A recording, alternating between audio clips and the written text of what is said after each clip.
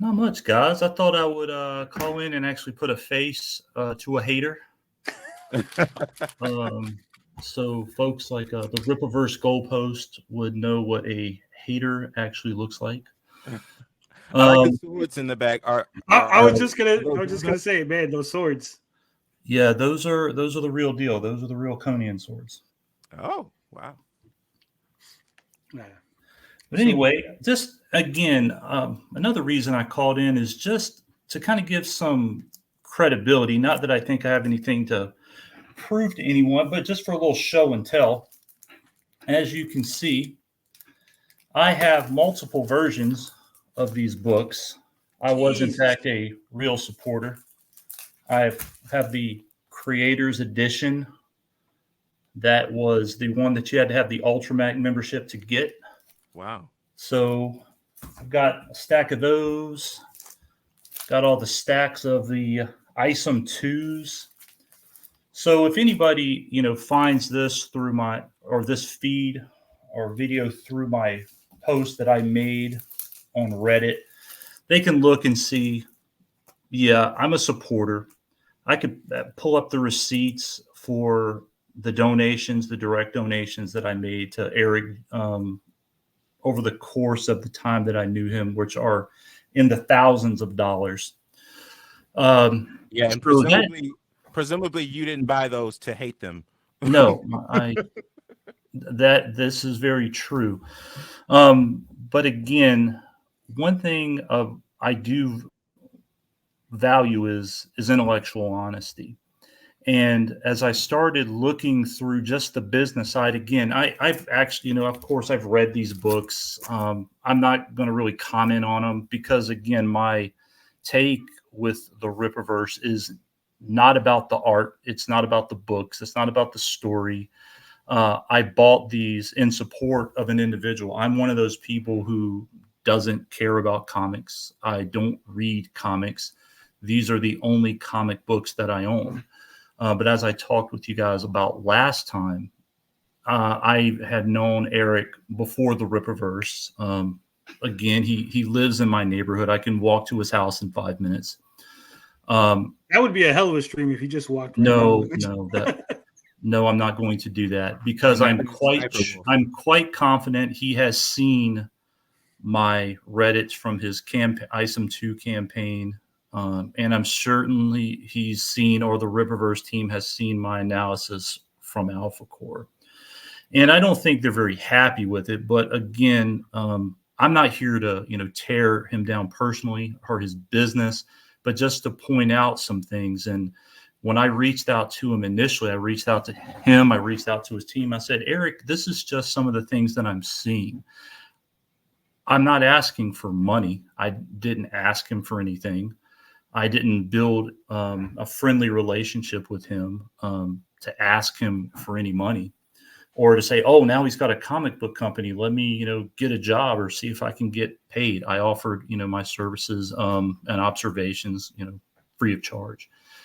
And, it wasn't something that was followed up with or welcomed. And that's certainly okay. But when I'm looking at this, I'm looking at from a business standpoint only, and I had some concerns. And again, I knew Eric prior to the Rippaverse. I had met with him. I'd gone to his house and spoken with him about other topics, not so much about this. The day ISOM 1 launched, he's not a drinker, but he drinks a lot of water, and you can probably see it on the screen. So I, stopped by his house and gave him a bottle of Fiji water. And I said, congrats on this launch, and, hopefully things work out well. So I certainly didn't have any ill intentions by doing any of this stuff, but to point out, hey, these are some very real things that you're seeing. And again, like I put in my latest post, I hadn't kept up with it since the last little bit. So when I started digging through the YouTubes, I was like, oh my gosh, what is going on here? This isn't the guy that I had met. This isn't the person that I'd had interactions with. Where is this coming from? And I think from a pure business standpoint, you are disappointed and I think not just because I know him, but just anybody who you've seen go from the place where he came from to where he is now, and obviously some of the choices that he made that are affecting his business. And again, my open letter to the Rippaverse, and not just him in particular, had everything to do with the fact that, okay, yeah, you do have a family, you have a wife, you have employees, you have people who count on you. Hopefully he sees this, but I'm also, I guess I'm not concerned because it doesn't affect my life in any real way. Right. But, he's going to put people in a position that they might not want to be in, and they're not going to tell him. And unfortunately, it looks like he has entered kind of an echo chamber. And for the fact that, what he said, again, I don't really care, but what he said about an individual and the things that came out to the person who created the cover that sold the most for him in the ISOM 2 campaign. Yeah. And from what I had read was the fan favorite. I just thought, God, that's kind of messed up. And I just found, all of that unfortunate. Let's see. The sword collection in the background is fancy. I have all ISOM to read it. These aren't even all of my swords. Not even close. I'm a big Highlander fan, so I've got pretty much every katana from that show and that movie. And the one that's on the wall by the Conan swords is a Toledo Salamanca from Highlander 1. I had it custom made. It's the only one of its kind.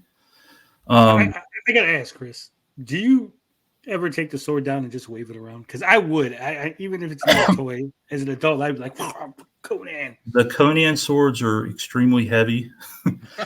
They're extreme, and they're the most, I don't know. Arnold Schwarzenegger played Conan for a reason. The sword weighs about 7.5 pounds. It's the most cumbersome thing you've ever, seen in your life. But yeah, it's kind of a disaster. The one I've got directly behind me on the very top is made by one of the best blacksmiths in the world. He's world renowned, and it costs more than most people's cars. So that's probably my most prized sword possession that I have, is that one on the top. See, I'm a giant child, even though I'm 42 years old. I'm a giant child, and I see those katanas, and I think Fruit Ninja. I'd just be buying pineapples and shit, and slicing it up. The wife would be like, "Why is there like fruit all over the floor? There's like a fruit salad everywhere." Well, these are my Highlander ones. Wow. So, we gotta have you on just to talk about swords and shit. Jesus. Yeah, a few of those are one of a kind as well. So, someone says, "What's your favorite part of the first Highlander movie?" Oh gosh. Oh, I guess is that in the vein of the ISOM comics? Yeah. I like all the Ramirez scenes. Those are always good. Two of the swords in the back look like master swords. What's that? Two of the swords in the back look like master swords from the Legend of Zelda series. No, the one underneath that is one from Blade. The one underneath that is that one from The Walking Dead, that Michonne sword. And the one under that, there's a anime. I can't remember the name of it. I should say the vertical ones.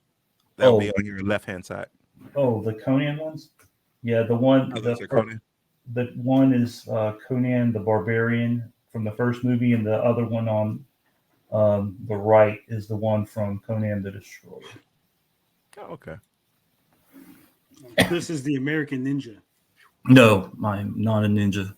I do not actively play with my swords. I would. They stay on a wall. I'm such a child.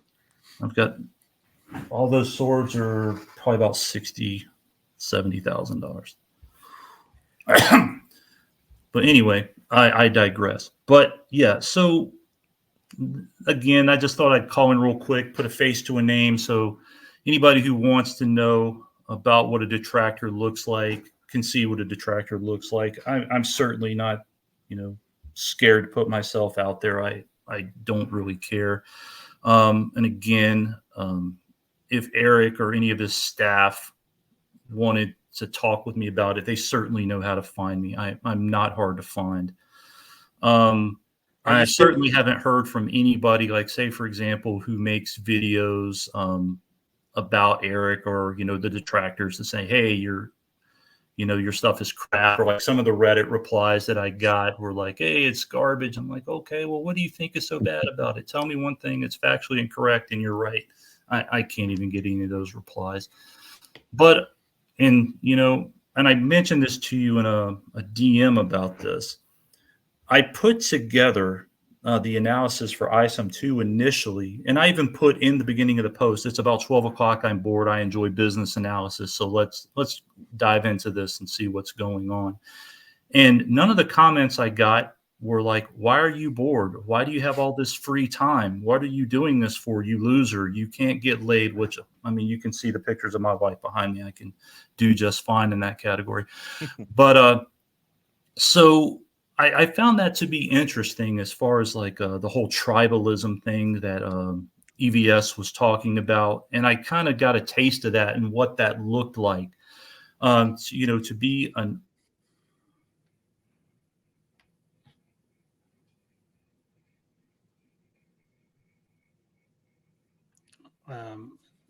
you muted yourself, Chris.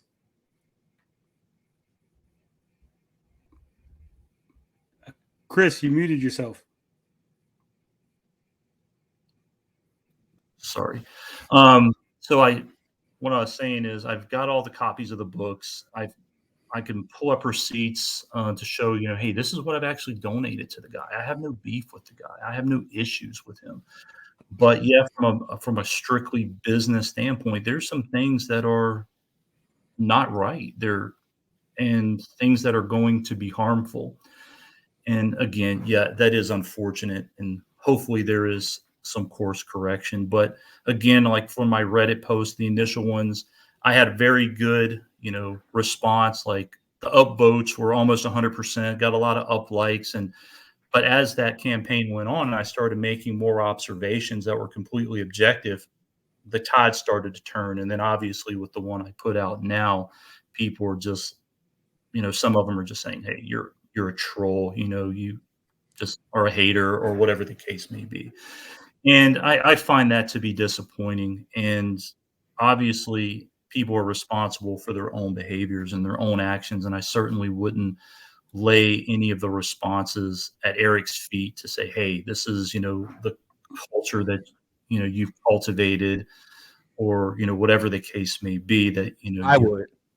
Well, that you have people who are going to mindlessly go after someone who is just posting numbers and posting facts. And I mean, that's unfortunate. And I think it's unfortunate that you're not able to have, a dialogue with him, or, people who, formally represent him to say, hey, what's the beef with this? Is it strictly just about art? Is it strictly just about the storyline, or do you just hate Eric July?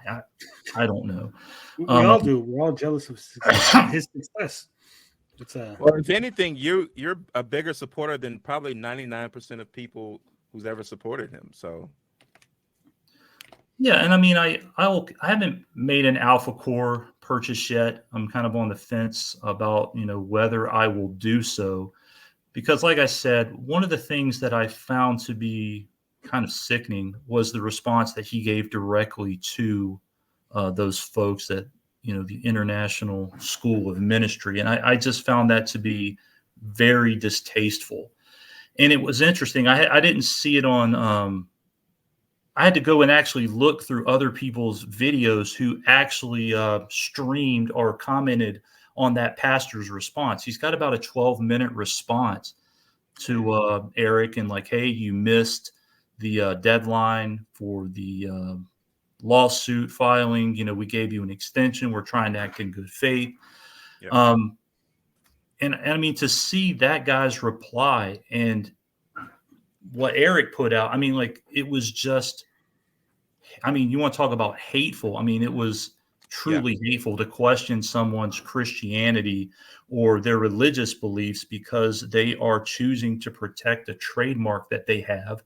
And the man mentions specifically, you're kind of a controversial figure, and you show up in the same search as we do, and people are asking questions, and and he even mentioned too, and this was something I was unaware of until I watched that, and I'm assuming he found that out through discovery or court or through the documentation that they've requested because of the monetary compensation that they're seeking, that he's talking with Angel Studios about projects.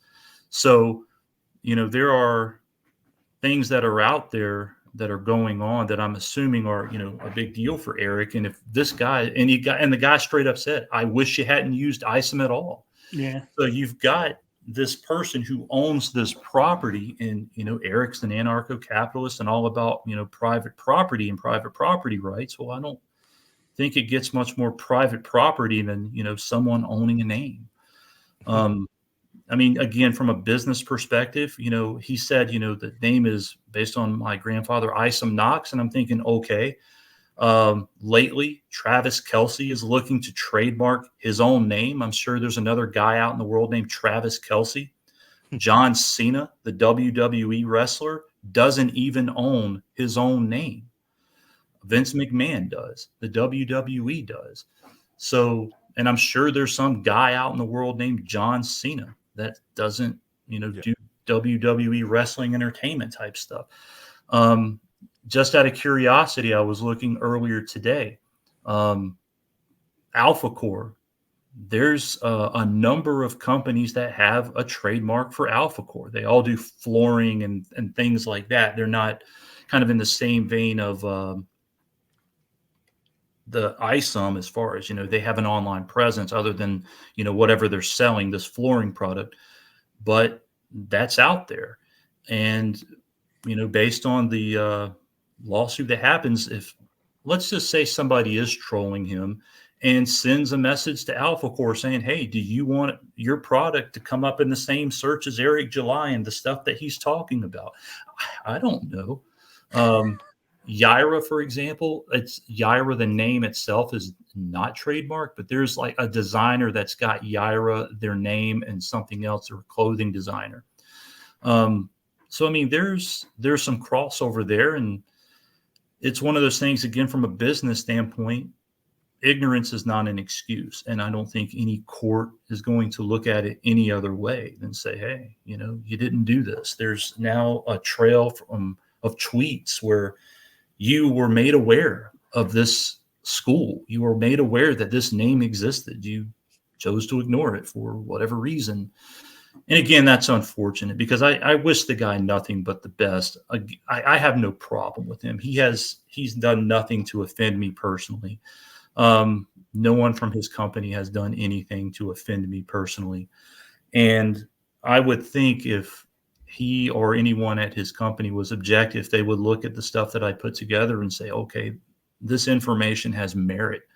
There's nothing wrong with it. And if we're going to move forward, we've got to address some of these things from a business standpoint. The only thing I was thinking about other than that is, he's going to have his fixed costs, and that's going to be what it's going to be. But if he gets to a point where people are largely just buying the comic for the comic and they're not buying what I refer to as upsells, and if he did similar numbers to ISOM 2 and it's just one comic, he's a little over, 125 in the 125 to 150 range.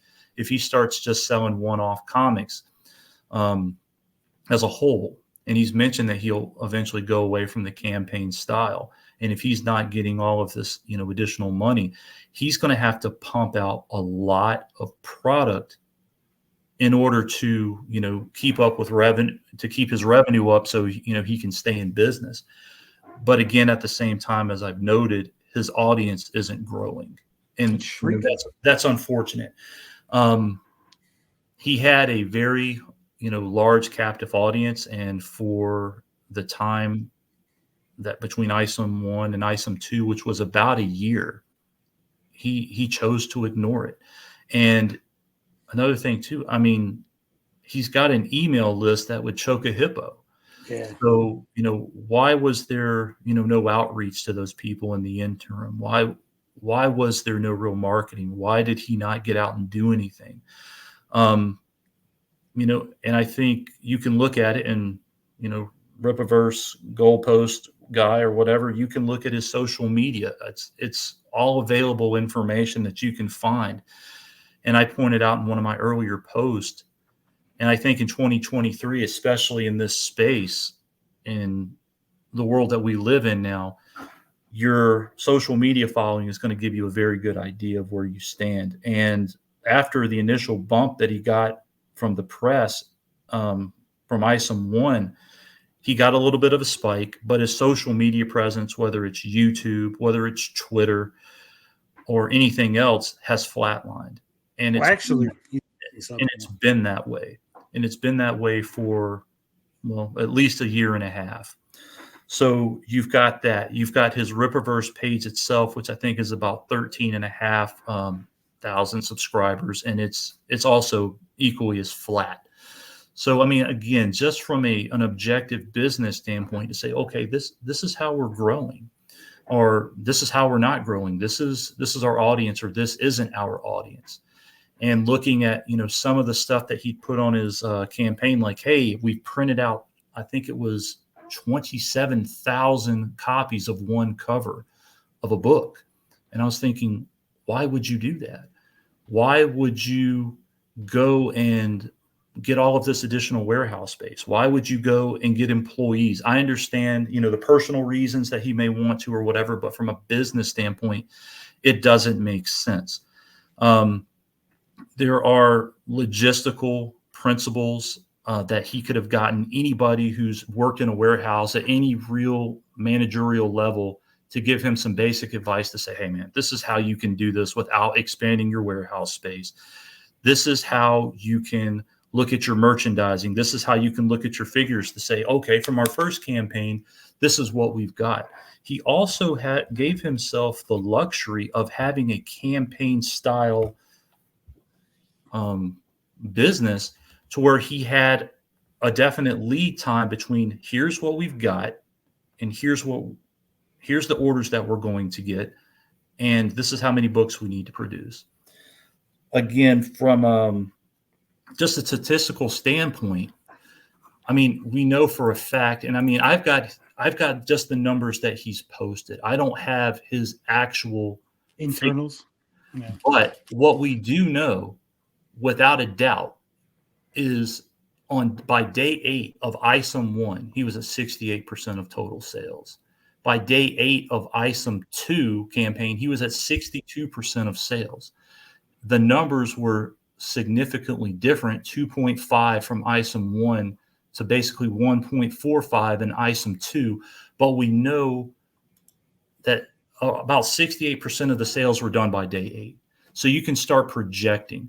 You can look at your numbers from, say the ISOM 2 campaign, and say 50% of sales were here.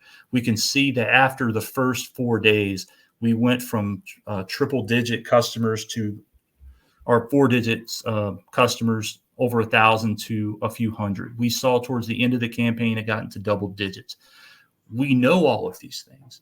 And I'm thinking, who working for him, whether it's himself or anybody else, is doing even a high level breakdown of his business to say, okay, we can pretty much guesstimate what we're going to need. And especially in a campaign style with the books that are done and can go to print, we don't need to print out all of these books. We can literally just order what we need to fulfill a certain number of orders. And then just like he did in the first one, and just like he did in the second one, after a certain date, these other books are going to ship later. They're not going to immediately ship. So when you listen to him talk about, the business and how he was operating the business versus what he was doing, I think it leaves any reasonable person who's got any business savvy whatsoever, particularly when it comes to warehousing, logistics, merchandising, sourcing, or any of those things, scratching their head saying, what are you doing? why do you have a warehouse where you've got racks and racks that are 4 racks tall in a big warehouse to store a bunch of product, which is a depreciating asset? That's why would you do that? Why are you holding on to copies of books through multiple campaigns? As you can see from this one, he's got copies of ISOM 2s that are still sitting around.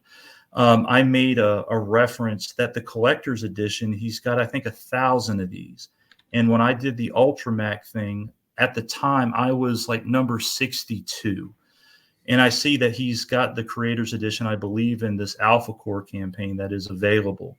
So, I'm looking at this and I'm thinking, okay, you're sitting on depreciating assets. You're eventually got to a point where you were dumping some of these books for $5 a copy. Why were you doing that? And again, if you have any idea about merchandising or had consulted anyone who does merchandising, let's say you go into a retail store, pick your favorite one. You've got certain timelines before you start moving product.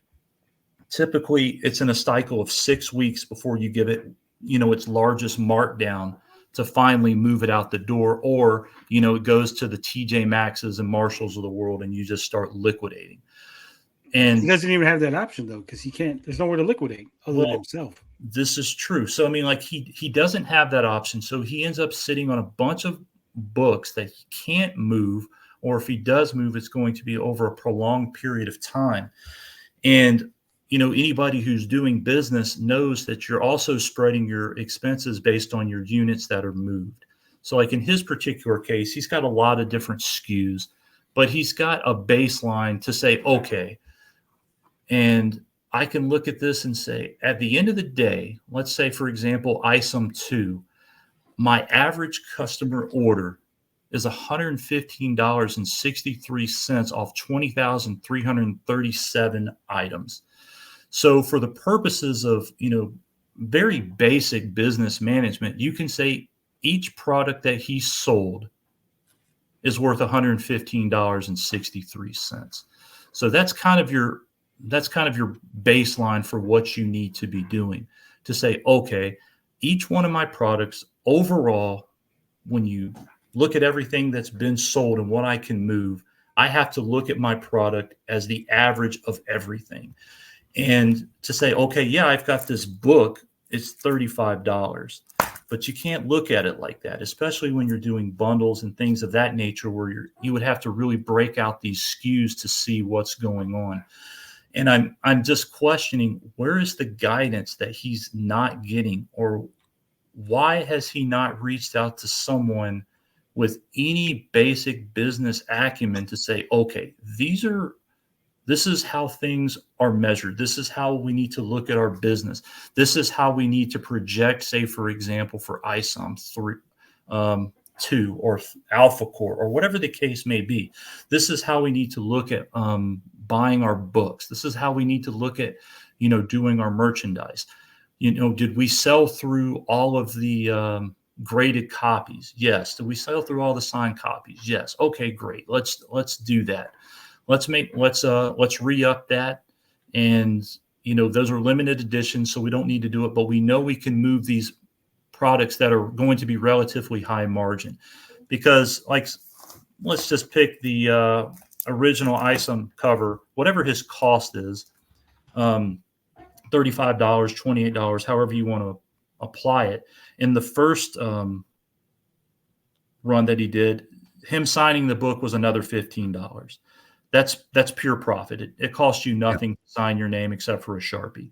Yeah. The grading of a comic book, I've had it done. It doesn't cost that much. I think it's like $20 if I remember correctly. It's 15 in bulk.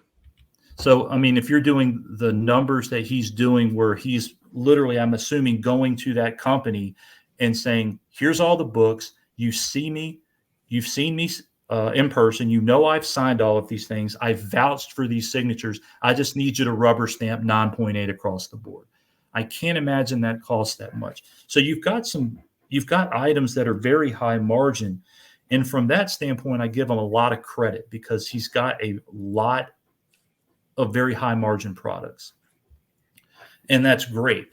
But at the same time, we know from just the numbers that that's about half of what he's doing. And while that's good for the here and now, that's not going to be something that's sustainable. And I mentioned that, for example, in my analysis, where how many copies of these books does somebody need? Do they need, all 4 covers? Do they need all 4 graded copies?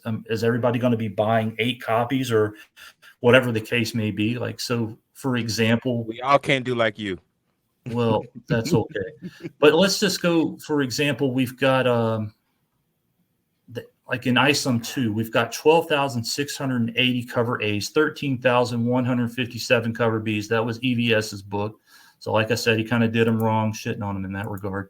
You've got cover C, which was 4,008, and then you had cover D, which was 2,695. So you've got some real numbers to say, okay, what are people buying? On average, they're buying, basically, what is that total? Each customer is basically buying 2.5 comics. 2.5 are relatively close to that per person. So how long is that going to hold up?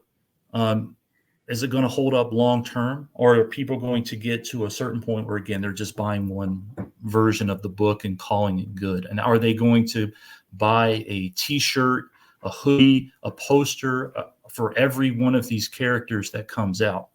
And to his credit, he really has done a good job, monetizing that. He's put out all of these books, and maybe, I don't know, I'll give him the benefit of the doubt that he looked at some of these campaign figures and said, man, people are buying these shirts. People are buying all this stuff. As long as I'm introducing new characters, I've got a hardcore fan base that is going to buy this stuff, and they're going to buy it in bulk. And I don't know if he's going to feel pressure to continue to pump out new books just for the sake of being able to get and hit those numbers and, put off what I honestly feel is the inevitable of, again, once you get to Yaira 9, Alphacore 12, are you still going to see that, level of action? Or are you going to see people buying, one copy, or the customer going down to basically, 1 point some odd decimal points per book per customer? So again, from just a business standpoint, I look at this and I have a lot of questions. And then what he has done in his professional life, and who he's chosen to align himself with, who he's chose to piss off, who he's chose to have beef with, as opposed to maybe just ignoring. I don't know enough about the space in general just to say, like, what kind of damage is that going to actually do to his product? A lot. I'm assuming in this indie world, that's going to get people to, in fact, pick sides one way or the other. People are going to pick sides and say, okay, I like him before, I don't like him now. He's, I like Cyberfrog more than I like ISOM, or whatever the case may be.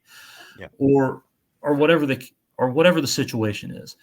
But we'll have to see what happens in that regard. Is he going to, try to mend bridges? Again, I'll say this: the guy Eric July I met is a very practical person. He's a nice guy. He's down to earth. I don't have anything bad to say about him. But the guy you see online is not the guy that you meet in person. He's not the guy that you're going to have a one-on-one conversation with. He's just not that guy. So if he looked at it from that standpoint and said, okay, I'm gonna talk to the people, whether it's somebody like yourself or other people in the industry as a whole, and say, hey, I'm going to do a stream. I'm going to just level with people. Mistakes were made. Hey, whatever. And try to get back, some of that community. Then I think it's going, ultimately be detrimental. I just can't see from just a strictly business standpoint how it's not going to be. He's got a core customer base of around 12,000 people based on what I can see. And my number on how I did that is based on, the sale of individual copies. Because I think at the end of the day, that's what you have to look at.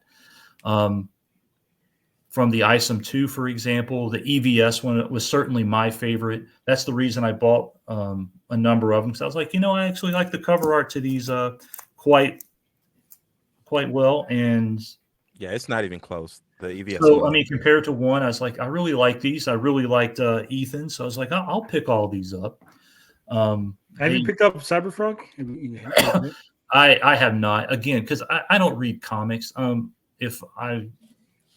Maybe I would if I did. But again, I am one of those guys, admittedly, who bought it not because I give a shit about the comics, not because I give a shit about the art or the storytelling, but because I was wanting to support a person that I had met, that I'd gotten to know a little bit, that I'd become friendly with, somebody who's literally a neighbor, to say, hey, I want this guy to succeed. The first conversation I ever had with him was on one of his live streams where we were talking about politics and his anarcho-capitalist views. And I said, I think that's a utopia. I don't agree with it. And, we had a good dialogue, and I walked away from that thinking, okay, he's a solid guy. Found out that we lived close to each other, met him up at the gun range, had lunch, aired out some food, knocked on his door a few times, and, had some good conversations with him about random things, comics never being one of them. So I wish him the best. I certainly do, but hopefully he's getting or will get some better advice, or get any advice, because I don't even think it's about getting better advice based on what I'm seeing. I think it's no advice. I think it's a little bit of, I came out of the gate, I made $3.73 million off of my first comic book. And I know what I'm doing because I made $3.73 million. And I don't think he really sought out help from a business standpoint. And I think it's very obvious. So hopefully he finds somebody to just help him, whether it's somebody he trusts or whether it's somebody he just hires off the street to say, hey, this is what my business is. Can you deep dive this and give me your thoughts so we can do this? Again, I'm sure he's got, people who are working in the warehouse, working on his website that are, doing okay. But again, from a business standpoint, if he had better guidance and someone looking at his stuff, the ISOM 2 stuff would have never happened. He probably wouldn't have had to throttle his site to get it to work correctly for this one, even though it certainly did the job and there wasn't any, complications. He certainly wouldn't be ordering a whole bunch of books, and he certainly wouldn't be in a huge warehouse with a bunch of space. And he certainly wouldn't be doing this in any type of campaign style where you would be, pushing a whole bunch of product out the door at once. There's just nowhere in the world that makes sense from a logistical standpoint. And I would be hard pressed to find somebody who would disagree with that, who spent any time in that space whatsoever. There are things that, again, from just a vendor relation standpoint, he said, hey, I'm, getting better terms on my printing or whatever. So the prices are coming down. And for the folks like the Rippaverse Goalpost of the world, his price from obviously 35 to 28, if I remember correctly, it's about 15%. So you've got a little bit of a difference there. But hold on, Chris, because I wanted to. Do you think that the price difference is really based on the fact that he's got it cheaper, or because he's giving a percentage to Joe Bennett and Chuck Dixon? That I don't know. Because it could be, if they're getting so much, if they're getting a certain percent off of each comic sold, it's like, oh, if it's 10% of $35 is more than 10% of $28, right? See? No, I mean, at the end of the day, percentages are percentages. It's not it wouldn't be a flat fee. It would be doing him no good to, decrease the price just because he's paying somebody more of a percentage. That just, wouldn't make any sense. To normal people, it doesn't. But well, I've seen Eric do things that don't make sense. But from a dollars and cents standpoint, that absolutely makes no sense. Perhaps he is, he worked on his shipping, particularly the international shipping. I know people were bitching about that during the first 2 campaigns. So he worked on that. Certainly I hope he got his price down, but at the same time, if he's ordering in bulk to get these prices down at the expense of sitting on a whole bunch of depreciating inventory, is he really getting a better deal? Or is that just on the balance sheet because it's like, well, it's a business expense, I write it off, regardless. But if you're sitting on thousands and thousands of books at the end of a campaign, just because you got them a little bit cheaper, if you can't move them, you're still at a loss. Yeah. As opposed to saying, okay, well, I'm going to have to keep paying $35, or I might still have to keep charging $35 because my printer is still charging me X. My other fixed costs are Y, and so I've got to stay at $35. And from the expenses that he's taken on to lower the price, and I hope it's not arbitrary, because to put out that kind of a difference in your margin and to cut your margin, and just for the sake of speaking intelligently, just looks wise, he shouldn't have lowered the price on the Alphacore. He's automatically taking 20% off the top. And again, for what reason? And if I was advising him on this particular thing, I'd say, Eric, okay, you've got a very hardcore fan base that has spent on average $115.63 a title across the board. Do you really think these core people give two shits about that difference in price? Why are you going to kneecap yourself 20% on your books when you don't have to? And on top of that, your expenses haven't gone down 20%. If anything, they've gone up at least 20%. You've got employees, you've got warehouse space, you've got all of your shipping costs. Again, I don't know what his break-even point is. Somebody's, I've read and seen like, well, he's got 300,000 as the goal. Is that his break-even point? No, it's not. And if that was truly his goal, he wouldn't have all of these other measurements saying like, hey, if we hit X amount of dollars, I'm going to release this. If we hit X amount of dollars, I'm going to release that.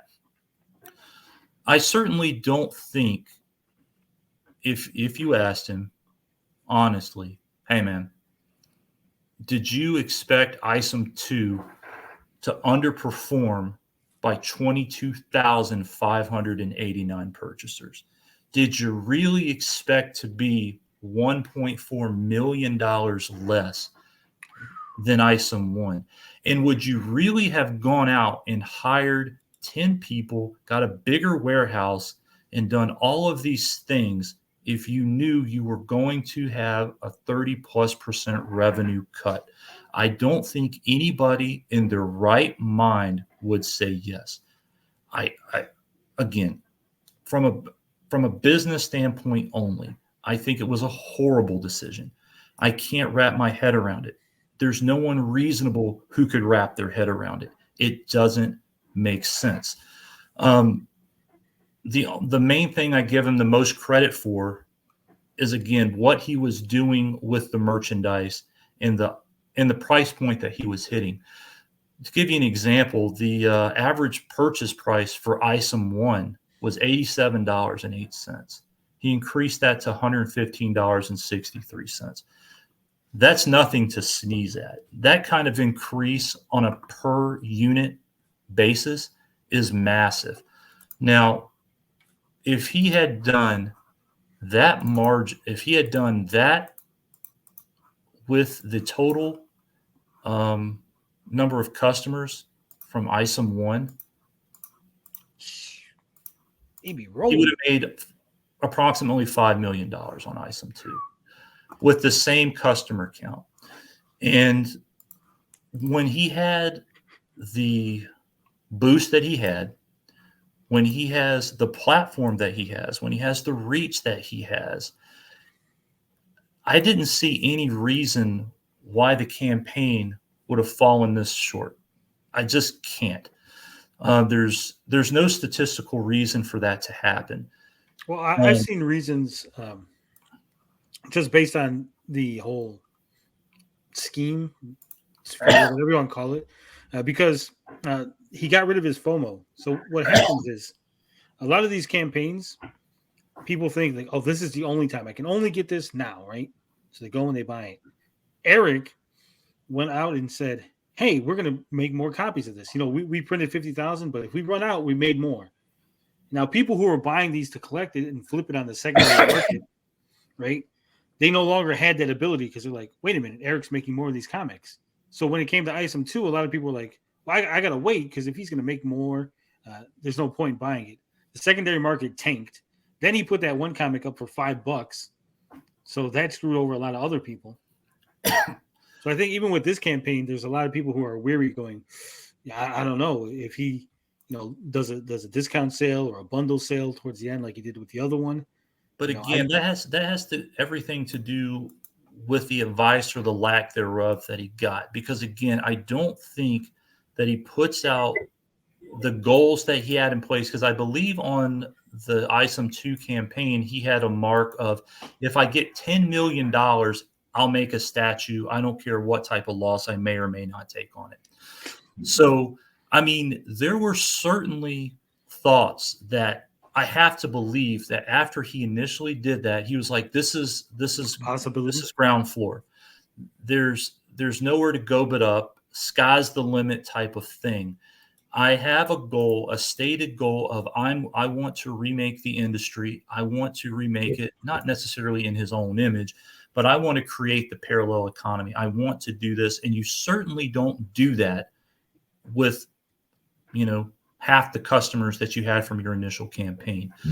And and the thing is too, he had a year. He had a year between books to really capitalize that, to really market it. Like, for example, after he went to San Diego Comic-Con, when I was looking at that, I went back and looked at his social media. He wasn't moving the needle. No one said, let me follow this guy. Let me follow Rippaverse. Let me follow him on Twitter, on YouTube or whatever after Comic-Con. I put in my analysis that, you know, unfortunately, no one gives a shit that Chuck Dixon did this.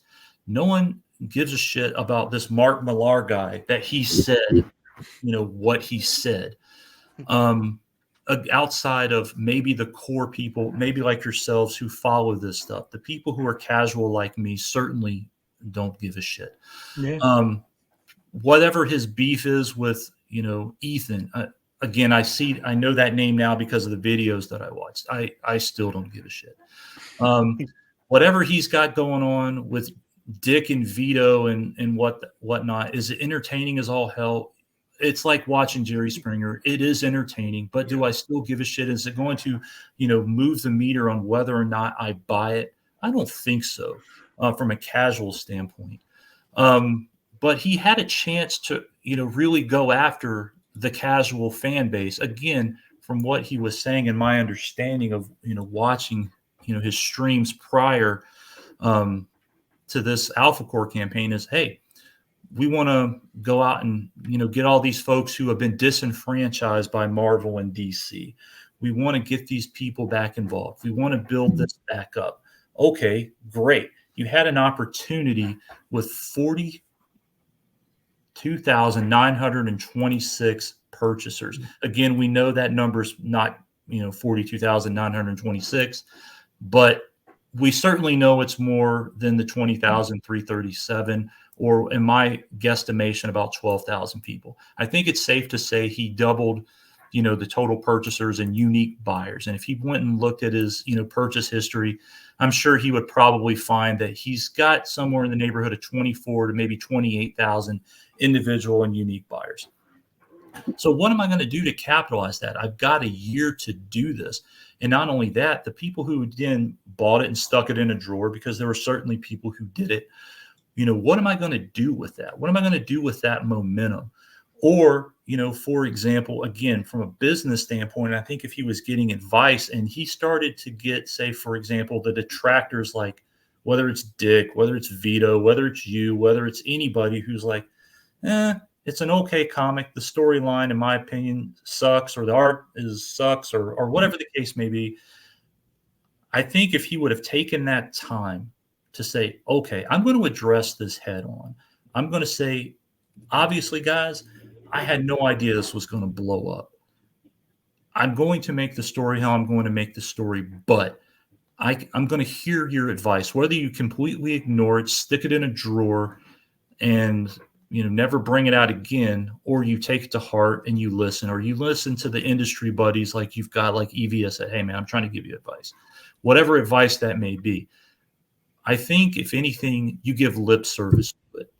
You take that time to say, okay, I've got a real great start here beyond what I thought I was going to do. Because one thing I do think is genuine in the ISOM 1 campaign, he had started a stated goal of $100,000. And I honestly think that's probably what he thought what he was going to do was probably close to $100,000. He's like, I'm sinking $250,000 of my own money into this. And if I can get this to $100,000 and kind of have proof of concept, I'm going to be on my way. And when it blew up the way it blew up, and he got the notoriety that he got, I think he got the success. And I honestly think he just didn't have a clue what to do with it. And there's nothing wrong with that. There is absolutely nothing wrong with that, because I don't think anybody could, go into that situation and anticipate what was coming. Or like, hey, I put in comic book connections, through personal deals, whatever it is. Let's see, Cliff Richards, Gabe El Taib, I guess I'm saying that right. And they're going to help me put this book together, and I'm going to write it because, again, I'm not established. I can't go and hire a Chuck Dixon. I can't go and hire those sisters or whoever they are at this point. But, now I can. And when he got to that point where he was making those decisions, and he had a year to do it, and he built up in ISOM 1, Yaira, Alphacore, he introduced those. There's that Norfolka that he mentions at the end of the book. There's those teasers that he gets that he's, trying to do world building. And from a business standpoint, I know some of the people who were, critics of the book were bitching, like, what the hell is Alphacore? What is Yaira? Jumbles up the storyline. But I get why he did it, and I don't have any problems with it. From a business standpoint, some people might look at it and say, well, from a creative standpoint, it's kind of a train wreck. Okay, so what? But from that perspective, where was that? Where was that guidance to say, hey, man, you've laid this foundation. You've made a bunch of money. You're going to be able to do a lot of things pretty quickly and work with people who you've probably long admired, who will now take your phone call and get this thing off the ground at warp speed. Where was the guidance? Where was someone to say, hey, this is how we need to handle this? This is what you need to do in this year to get this done. You need to be going to these cons. You need to be going on these streams with these people. One of the comments I made earlier after ISOM 1, and I just made it in one of his chats, and this was kind of telling, I think, to the audience that he had. I said, one of the content creators that I personally like, and I don't follow him for his comic books, is Razor Fist. I like the guy. I think he's entertaining, especially with his political takes. And I made a comment. I said, why doesn't Eric do a stream with somebody like Razor Fist? And I saw recently he had done one with him. But somebody said in the chat, and it got all kinds of like, yeah, you don't build up your competition. Why would you help your competition? Razor Fist is competition, as opposed to a rising tide lifts all boats mentality, especially in those early days. I saw his comment on Twitter today that you alluded to earlier, that, he's busy, he's got other things to do. He can't give people, the time that he would like, or that people think he should. And there's some truth to that. If you're running your own business and you've got your own thing and you've got your own projects, you can't be everybody else's sounding board. Or necessarily, retreat unless you say like, hey man, this is the deal. My time is valuable. My space is valuable. And if you want to retreat, I'll do it. It's $100. Kim Kardashian, Cristiano Ronaldo, that shit. I have no problem with that. And if somebody says like, hey man, I'd really like access to your live stream. You get about 1,000 people. That's more than, I get now. And Eric said, you know what, buddy, I'm going to be real with you. I'll do it. But it's going to cost you $250 to have, an hour of my time, or 30 minutes of my time, 15 minutes of my time, or to give my audience the elevator pitch of your book and for me to say, check it out, here's a link to it. I have no problem with that. And that was a thing I was thinking is now I don't understand why he wouldn't maybe capitalize on the notoriety that he does have at this point. It's ego. I think in that particular way, or, again, in the year between the campaigns of ISOM 1 and 2, why he wasn't doing more than what he was and why he wasn't seeking out just basic business advice to say, hey, man, I hit this windfall. This was a phenomenon. And what can I do to build on this? Because I certainly don't want to go backwards. What can I do? And, you could certainly pay a PR firm behind the scenes to give you some advice, put together a deck for you, get somebody to, hey, man, you're going to be doing more books or whatever. Let me help you with your merchandising. Let me help you with your buying. Let me help you negotiate with your vendors. Let me do some of these things for you. And again, these are things that I personally volunteered for free. So I know for a fact it wouldn't have cost him a dime. But I mean, if he didn't want to, get the neighbor's advice, he certainly could have, reached out to a quote unquote, professional who markets themselves in these types of services. So real quick, I got to get to this super chat. My business. Sure. Hate him or love him. You have to give him props. He's ambitious and managed to sell his comics to all those crazy fans. That is true. And with your $5 super chat, we're going to get a lovely mint salad, just especially for Chris Bacon. We're going to get the mint salad.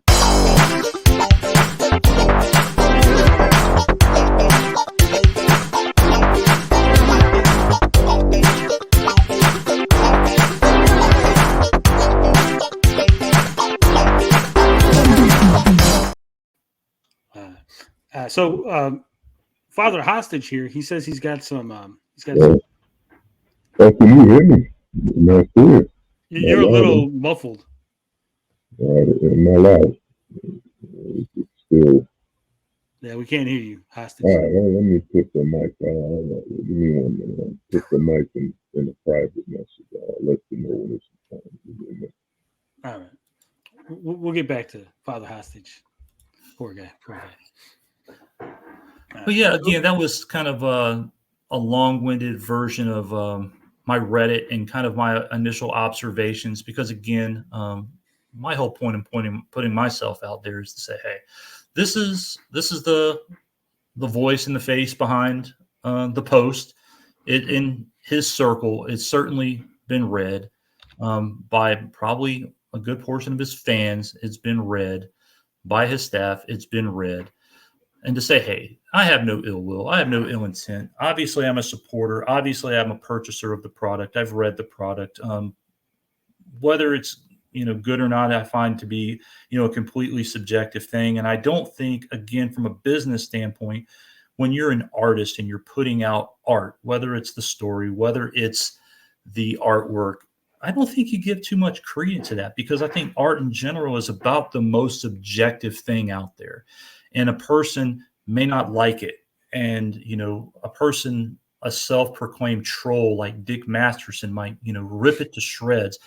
But I did see in one of his videos, he put together, pretty in-depth, reason. He didn't just come out and just straight shit on it. He said, this is the reasons why. I think he wrote like quite a bit of notes and, was willing to present that to him. And maybe it's just because of the messenger or whatever the case may be. But I think it's one of those things from a business standpoint, when you're looking at it as a businessman, I'm going to just swallow my tongue. I'm going to listen to what he says, say, hey, man, I appreciate your time. I appreciate your critique, and go on. Because as far as taming, haters, detractors or whatever, if he does that to Dick Masterson, goes on his stream, listens to what he has to say, says, shakes his head, walks away, turns off the mic, turns off the camera, and says, that dumb motherfucker, fuck him, I don't give a shit, and threw his notes in the trash, what is Dick going to come back and say after that? At least for a year, nothing. He might come back and say ISOM 2, same thing, hey man, did you learn anything from anybody or me? Or did you take anything to heart? I mean, your writing is still jumbled. It's a mess. The storyline and the plot line's a mess. What the hell? Eric, again, could have gone on there and said, again, just strictly from a business standpoint and for the purposes of maintaining an image, I'm going to listen to this guy one more time. I'm going to listen to what he says, say, noted, got it. Appreciate the feedback. Again, gets off stream, curses at him, throws it in the trash and ignores it. But what is he going to say for a year? Nothing. If he doesn't address the critics of his artwork, what is he going to say? What is anybody going to say? What are you going to say?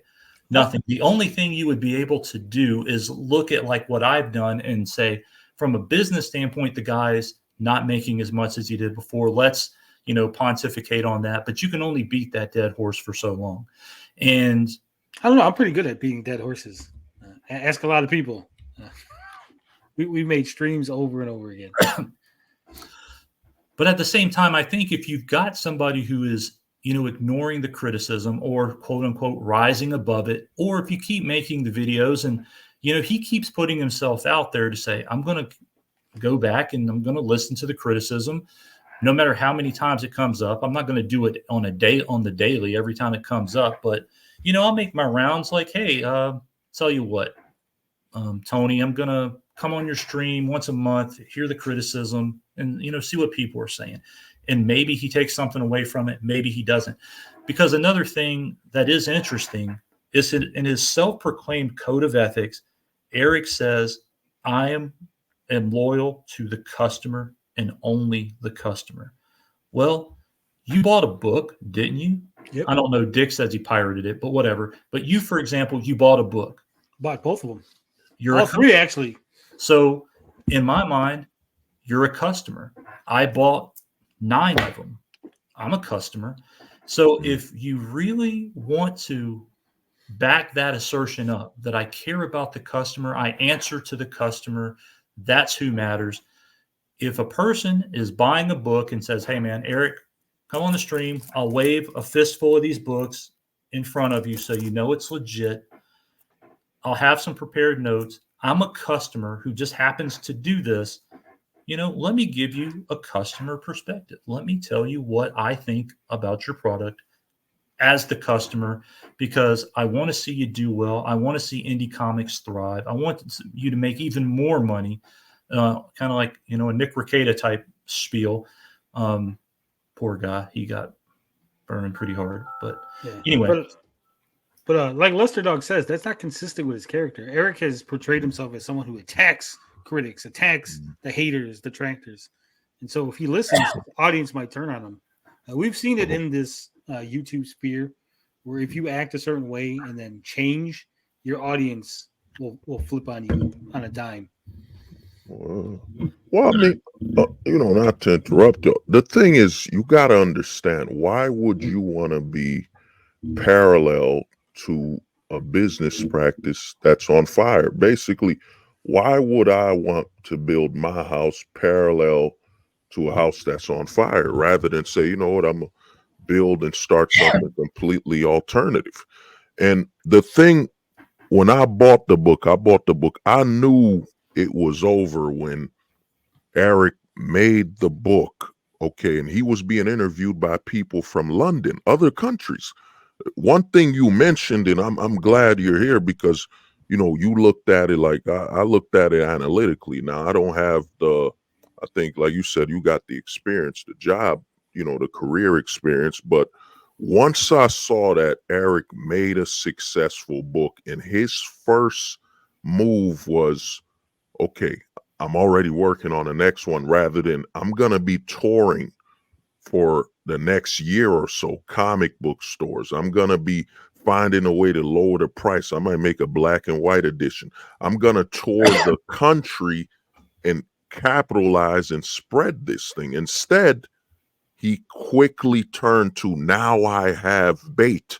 I have ISOM, which I can point at the left and use it as bait so they can come attack me. Because as soon as the book succeeded, his first step was, I'm just going to sit back on my YouTube, say we succeeded, we won, and just continue fighting rather than, yo, you have a successful book. Now, whether it was written well or it wasn't drawn well, I mean, we know history with Image Comics and so on, how the books were released, but the quality, maybe the scripts weren't that good. It was just, another Wolverine here and there, whatever. He could have stepped back, but I think what happened to Eric is it exposed just how much he doesn't really care about the industry, where you couldn't look back and look at Image and all of them step back. Instead, you go right back into YouTuber mode and let's fight, let's argue versus, you know what, I got customers. I really want to help this industry. My first priority would be, how do I get these in the shops? How do I get in front of the people to show them that this is an alternative? But it never was. It was parallel, as in, how can I be a parallel version of Marvel, DC? And when I read the book, if you read ISOM and read it with a leftist eye, man, it literally is a leftist book, man. If you look at it, the guy, the daughter doesn't have a father. All the steps are literally piece by piece. It was written like a Marvel book. And I can prove to you, I don't know if you could share the screen, Tony. I'll show you one thing you mentioned with the pricing and the printing of the books is this. Look at this site. This site is called Mixium. Now, I'm literally going to make Eric's book right here, right now. Now, how many pages were on the book? I think it was, 96 pages? Yeah. Dude, this is it right here, man. This is 96 pages. And dude, there's a little issue with it, but normally they would give you 96 pages, like you could pre-order that at 32. Now you could have ordered, let's say Eric made 10,000, so you know what I mean? He could have ordered it right here. He could have ordered it on print on demand. There was never a need to pre-print any of these books. I think Eric didn't want to admit how much of a novice he is at this printing and this business stuff.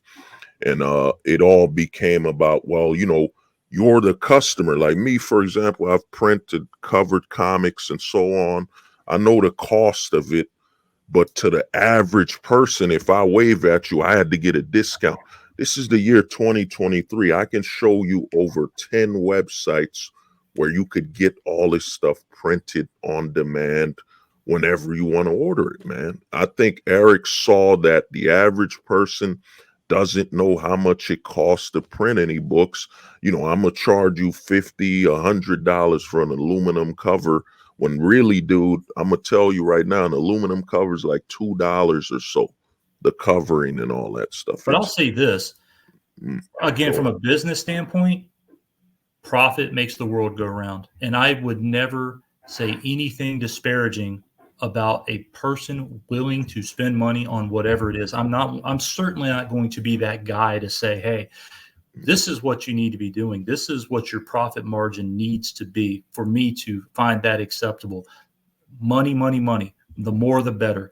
Again, I would not disparage him at all. If he could get, whatever the case may be, for example, the collector's edition of this book is certainly, there's not anything real special to it. I think the cover is embossed a little bit. But in order to get it, you had to be an Ultramac and do the $100 deal. Which I did just to get the book, but you can cancel it as soon as you started it after you ordered the book. But again, that was something I did to support him. And, for a few of those books, he made $100, and I made a conscious decision to pay that. And I certainly don't fault him for that or anybody else's decision. Wait. Make as much money as possible. Hold on a second. Did you say you had to order the book? When you signed up for the Ultramac and you got it for free. So when he made a post, and the thing is too, I found it in a tweet or a Facebook thing or something. It wasn't even something that was blasted out on his website. I thought it was kind of a one-off thing about the creator's edition that when you signed up to be an Ultramac, you got the book for free. And again, you could cancel it immediately after you got the book and whatnot. And I told you, I think the other day, and this is something, again, his web team is going to have to look at, and I'll put it out there in the interest of fairness. As of right now, after you cancel your Ultramac membership, it still registers. I haven't paid for Ultramac except for the one time. It still shows up on the screen. I still would get the discounts or whatever, and I haven't paid for that in months. So that needs to be fixed as well. But I mean, those are kind of attention to detail things that, especially if you're looking for that amount of money. And I just put the hack out all over the internet that, hey, sign up for Ultramac, do it once, and then hopefully he forgets about it, because as of right now, it'll go on into perpetuity. So, I mean, I certainly don't fault anyone for making money, and I don't fault anyone for making as much money as possible, or whatever the market will bear. Like you posted the guy who, spent $800 on his stuff. Congratulations, man. High five. Ridiculous. But again, if you've got the audience who's willing to do that, I say have at it. I say clean them all out, every single one of them. Take them to the cleaners. Take them to the cleaners early, and take them to the cleaners often, and just Chris do is a it. capitalist. Yeah, I mean, for sure. I mean, I don't think anybody should apologize for making money ever, or whatever the margins the market will bear. Now, for example, and because percentages at the end of the day are what matters, let's say we knew the audience could grow a beyond price point, and right now I don't think that really matters. But let's just say, for the sake of argument, we know this book is 20% less than the other ones, and we started to see an uptick, and we, instead of seeing negative customers and negative dollars in this campaign, we're like, oh shit, the market is responding to a 20% reduction in cost. Sales are actually up. We can look at this as an economic indicator to say, hey, more people are buying this book because of the lower price, which that's obviously not true. So that's how we know for a fact that the price of this book of Alphacore is not moving the needle in any way, shape, or form. But another thing you got to notice when you said you got, take all the money you can, is that, man, how can you make videos every day saying Marvel overprices the books, so Marvel's overpricing when the average overprice is, what is it, $4 to $6, then you're dropping a book. Know. Has he said something like that? I have no idea. You're dropping a book at over $35, and here's the other. Like, has he ever complained about the cost? Oh yes. This is what they do, and here's the thing. Like we know, like one of the posters, we know the price it takes to make the book. And the other thing with the book is it didn't have to be hardcover. A lot of these guys, and another thing Eric did that, in my honest opinion, that destroyed the future and destroyed the trust, is that he attacked those collectors. When you have a limited product being sold and you say it's only going to be offered here, you made 3 million plus. Let's be honest here. Let's stop hiding what's known. You make money off of YouTube, man. Even if you got 5,000 or 30,000 copies left, you could have got rid of the so-called limited editions, took that hit, and kept it going. It's not like Eric only gets paid from ISOM. He's getting paid from the YouTube views and Blaze and so on. He could have took that hit. One thing Eric did that's extremely damaging is when he attacked the price the collectors paid. So you pay $200-300, let's say you pay $150 for a limited edition book. Eric got jealous after ISOM 1. One thing I noticed about ISOM 2's campaign was that Eric saw the Tony, what they call it, the back market or aftermarket? Yeah, secondary market. He saw the secondary market, and instead of looking at it and saying, look, my fans are upselling the books, they're making more money, he saw it as, man, they're making the money I should be making. How can you upsell a book you bought at $150 to make $200 or triple that? When you bought a $150, now you got to sell it at $300, $400, instead of I bought it for like $60 or whatever, and I can upsell it at $100. I can make a little more. Eric literally squeezed his collectors and people that would upsell it. He got jealous they were making more money off of them selling ISOM at a higher premium. And the way I was one of those folks.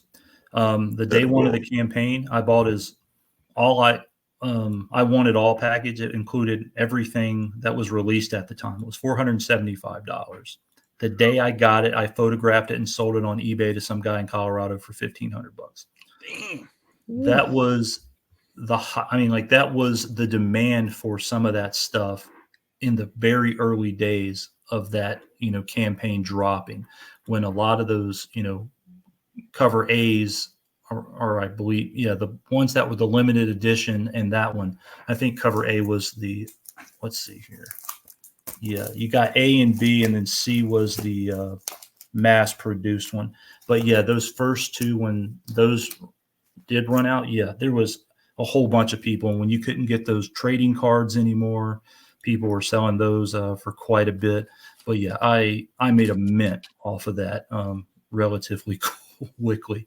So, I mean, again, I certainly don't have any, problem with that. And I certainly can't, guess on what his motives were for, charging what he, decides to charge. Again, I think it was, smart to say like, yeah, I'm going to see what the market will bear, and I'm going to get these graded books, and I'm going to, sell those, because people were sending him pictures. Hey, I sent in this book myself. I got it graded. And then, some people were starting to sell those on eBay for a lot of money. And because he was signing a bunch of those books in the early campaigns, they were getting the graded copies that weren't verified, but the signatures, and selling them on eBay, early on. And some of those first ones were going for quite a bit of money. Like, I think I remember a cover A that was unverified sign that was like a 9.6. Somebody sold it for like $700. He doesn't include a certificate of authenticity in it. Well, again, when he's doing the ones now, obviously they've got the yellow backing where they verified the signatures.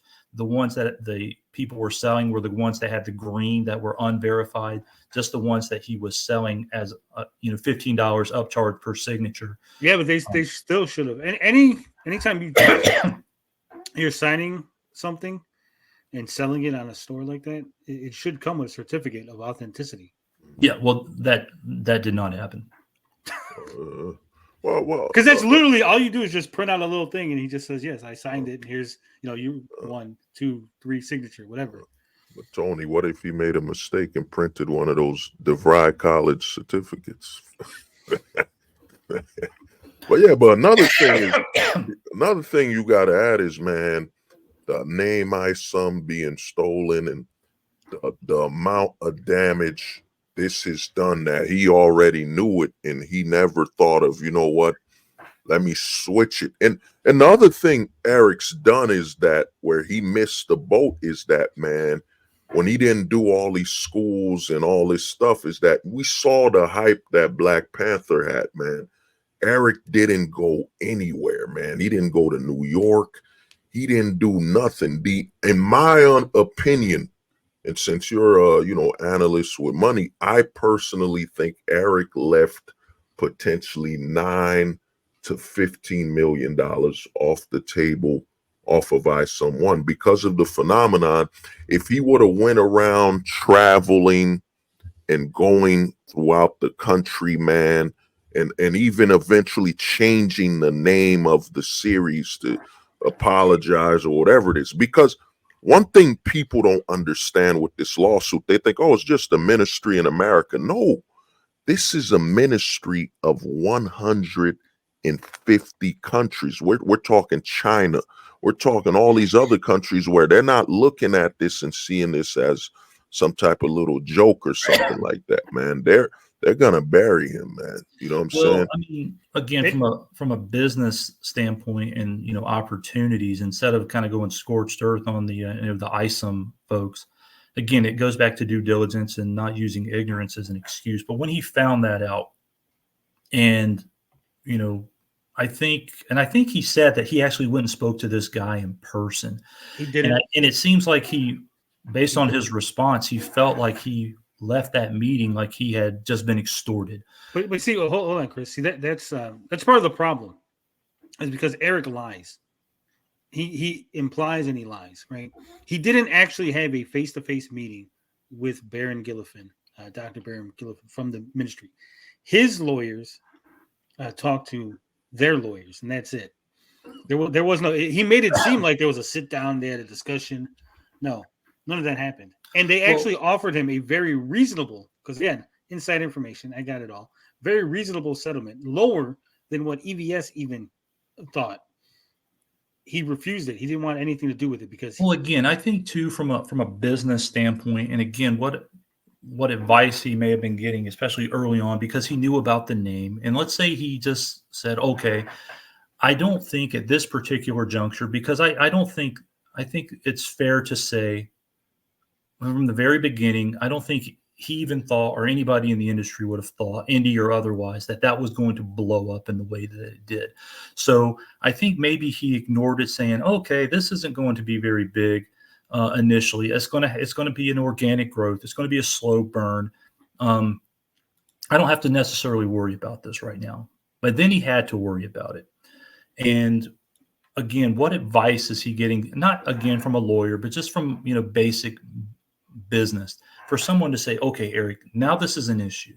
We need to meet with this guy, and we need to come to some sort of agreement, and to say, not only that, hey man, this is a person. You have a chance to have a sit down with a man who runs an organization, and as you stated, 150 countries. If you get and have a stream with this guy, after you've worked it out, you're shaking hands, singing hymns together, or whatever the case may be, and saying, hey, we've come to an agreement. We love Eric July. We love the Rippaverse. We've sorted this out, and we're so excited that he's going to have the name ISOM on the cover of his books for hopefully, and we see this for years, if not decades to come. And we can't wait to support Eric July. We can't wait to support the Rippaverse. And you could have immediately gotten a whole bunch of conservative Christian people, which whether he maybe likes it or not, because again, he's not a big government person, and he states he's fairly apolitical. He could have gotten a core group of people who would ride or die with him. And if you've got an organization that's of that size with a person who has got that many people, he would have been, you want to talk about leaving a few million on the table, that would have been life-changing. It would have absolutely been life-changing. He would have had the ministry people happy about it. They would have been buying the book. They would have been talking about a charity thing. They would have been shipping that shit to China to say, hey, this is a character with our namesake on it. We love this guy. Let's spread it out. Because, I mean, at the end of the day, there's not, negative messaging in the book. There's no profanities. There's nothing overtly violent or sexual about it. You can question, ISOM as a character and his personality, but whatever. At the end of the day, it's a PG-13 rated book, and he could have made, so many moves in a very particular market that would have been most likely to embrace him. And at that point, money would have come in. He would have had a very large captive audience overnight. Instead, he starts to tell these people that you are not Christian. Why are you doing this to me? And he ruined an opportunity that should have been one that he could have only have dreamed of. Missed the layup. And he chose not to. So again, what business advice is he getting? Who is in his ear saying, stick it to these people? ISOM is the name of your grandfather, or it's a name. It's not, this has nothing to do with the Jesus organization. Screw them. Come on, man. Well, his financial manager is like a bandmate.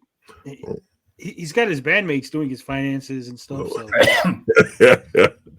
You know what I'm saying? But another thing, not to interrupt you, Tony, is, Aaron Taylor said something, is that the thing is Eric would have to clean up his entire image. And another thing is, Chris Bacon, I gotta respect you up here, but let's not act like Eric's a child, man. We know what's right and wrong, man. You came as soon as you knew that you took the name of a ministry, and one thing you said that's genius is that you're from Texas. Like, isn't Texas part of the Bible Belt, and you're in the Blaze Network, super conservative, God and country.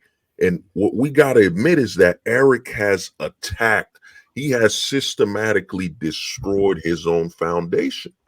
His foundation was the conservatives who are God-fearing people. It doesn't matter whether you're an anarcho, whatever capitalist name he came up with playing Scrabble, you know what I'm saying? Whatever that is that you don't attack your whole core. He's attacked his whole core.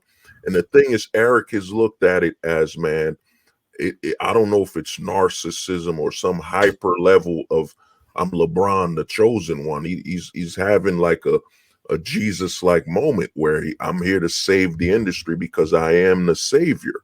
When in reality, man, he's destroyed everything under him. You know, everything that could have happened, he's destroyed. And there ain't no recovery, especially after you came after a man who's doing ministry work. And then let's bring up something that hasn't been brought up, the child charity potential fraud. You know, there's so many aspects of this that has gone nuclear. It's like, Eric, what if America just dropped the Hiroshima bomb on itself? You know, they were winning. They were winning everything. And let's add one more thing. And I know the guy Aaron Taylor is talking about the quality, but dude, let's not act like Black Panther, the movie, literally buttered up this whole thing. The Eric July story could have been set up to where, man, you know, we're talking potentially, you know, not only just the ISOM ministry, but he could have changed the name, whatever, but all the other media outlets. Eric could have been on BET, could have been, there's so many other places he could have been to, you know, obtain this, you know, the success. Because let's not act like Spawn and all these first books from Image were of quality story-wise, you know? No, they really weren't. You know, people got them rose-tinted glasses, and they always look at it back fondly, but they weren't really great stories off the jump. Mm-hmm. I mean, but speaking of the charity thing, Chris might know, we're not experts by no means, right? Mm-hmm. But there was an issue because I know when you claim something on charity, it's got to have that, you know, set price. Like, this is how much the item's worth. This is how much you paid for it. But Eric, he put the comic for $17.50, right? But if you bought it in bundles, it came down to like $13. So it had like a differing price. As far as the particulars of that, I don't really have an opinion about that because I just don't know. But as an outside observer during the campaign, I certainly didn't buy it. But my understanding and my takeaway from that was he was asking his customers to buy a book at a discounted price. And my thought was, it's essentially, I'm buying a copy of this ISOM book and I'm paying for it. And he's just giving them a book that I bought and he's just passing it along to someone else. I didn't really think too much into it or thought that, oh, this could be, you know, a scam, or thinking about the pricing. I just thought it was a very simple transaction between, hey, I've got a nice group of customers who want to buy books for, you know, underprivileged kids or whatever those that target audience was. And I'm just basically giving those folks the books that people bought from me at a discount. I didn't have any, you know, thing. I don't have any, you know, additional thoughts other than that, because that was what my immediate takeaway was from that. Not that he was, you know, trying to hide profits or whatever. And I understood that he gave another cash donation on top of that. But that was kind of my takeaway, that he was just saying like, hey, Chris, you buy a book, it's $17.50. You're buying that book for, you know, little Johnny or little Susie over in this organization.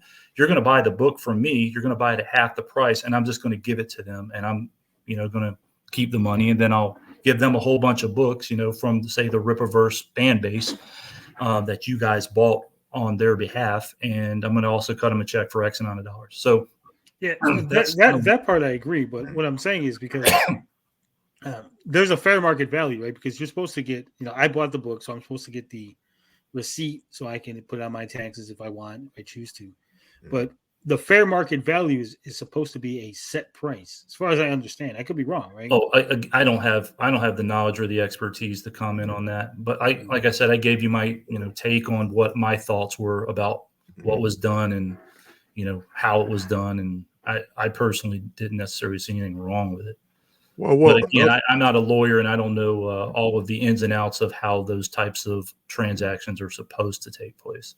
Well, another thing he did is, I'm just bringing everything up, is that he said at 1750 he's taking a heavy loss. Now this is for a children's charity. Okay, so 1750 you charge a children's charity. So an event happened where people were sharing a pirated image. So what does Eric July do? A man who just said, well, I'm taking a major loss at selling these books at 1750. He puts a hashtag code pirate, and you get the book for 15. You get the book for 15 for using code pirate. Then later on, he discounts it even further to 12. Now, no, 5. Oh, 5 after that. Yeah, $5. So now this exposes, and I have a hunch of where he ordered the books. I'm thinking he ordered it from Print Ninja. Most likely, Print Ninja only orders you in bulk. We're talking you have to order potentially 10,000, or you got to order a massive amount from Print Ninja to get it. But my theory is, man, Eric, how can you say you're taking a major loss? You know what I'm saying? You're taking a major loss for charity at 1750 for the kids. Then you give a bigger discount doing a meme. You'd rather charge higher for people buying books for children than for a meme.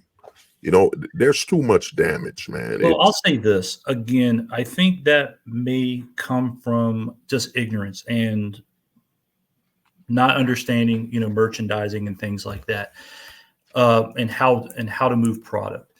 I don't think it necessarily is him acting in bad faith or trying to screw anybody over particularly. I think it's just ignorance. I think there's been enough, there's been enough actions to say, okay, he's not getting advice on some very fundamental parts of business, whether it's PR, merchandising, buying, whatever you want to call it, operating the fulfillment center. Some of the videos that he posted about what they were doing there, I just kind of cringed when I saw that. But there are some things that are fundamentally missing. And towards the end of this or start of this campaign for ISOM 2, you got to get to the point, if you're stocking up a warehouse and you don't know how to manage your inventory, you don't know anything about merchandising, you don't know anything about moving product, you don't know anything about traditional, retail markdowns and how to move things, and you're sitting on a whole bunch of product and you've got a finite space in a warehouse and you're thinking, I'm going to buy all of this other stuff. He might have thought, it's costing me more money for these books to sit here than if I take a huge loss on them. Mm-hmm. And if, again, I'll give him the benefit of the doubt, but I know this decision was not that savvy, because again, if you're looking at everything across the board at a unit price, and his unit price across the board for everything is $115.63 for ISOM 2. And if you're looking at that and you're thinking, I got to move some inventory, I got to have some space, I'm going to sell as many of these books at $5 as I can. And if I was advising him or looking at that, I'd say, okay, that was going to bring that total down in a very insignificant way. So now instead of $115.63, after you get done purging this inventory, your worst case scenario down to like $112 or something like that. The needle just wouldn't move that much at that point. So I'll give him the benefit of the doubt in that, based on some of the things that I've observed from the outside. I don't think it's as nefarious. I don't think he's being as cunning or as dishonest maybe as you'd think he is, because again, you think he's sometimes a liar and a deceiver and all of these things, and that may or may not be true. But when it comes down to those types of examples, I think it's just ignorance more than anything else, and I'll give him the benefit of the doubt on that. Well, but here's the other thing, man, and the guy was into a rock band. He's in a rock band where you had to perform, set up the tours.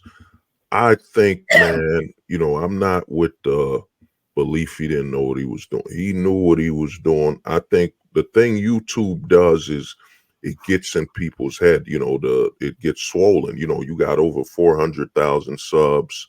You got over 50,000. We saw what happened with Kai Cenat, where I'm giving PlayStations away and it started a whole riot.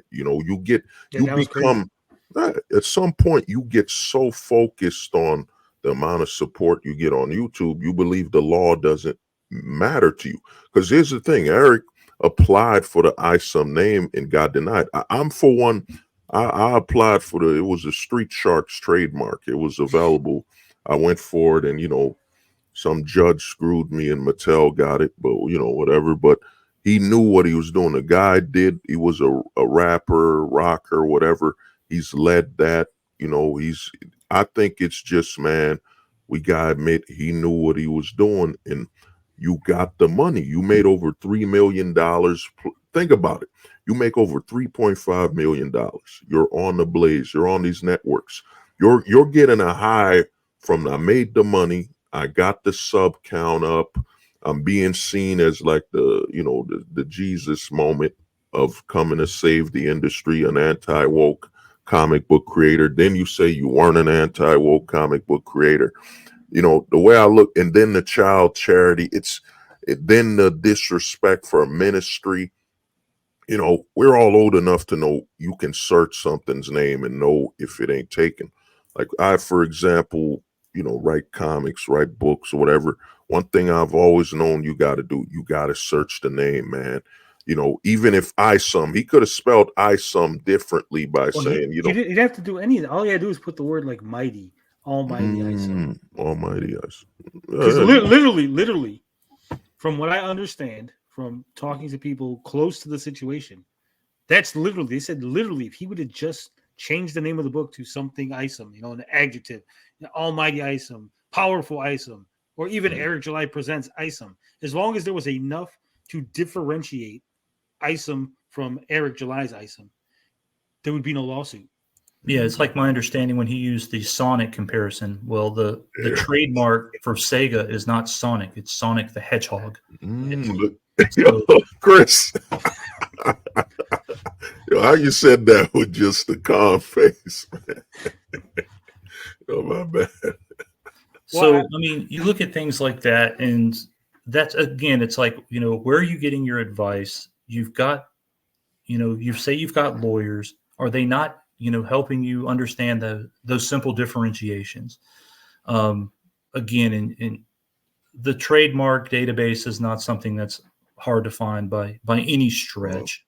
And, you can look at the different things to see how it's marketed. Like, for example, if you look up John Cena, again, I use that reference because, he was making the point that it's a person's name and you should be able to do a name. Well, John Cena's, I think, name is trademarked in 8 or 9 different unique ways. And it's all kinds of shit, including, and I saw for the use of Christmas ornaments. I mean, my God.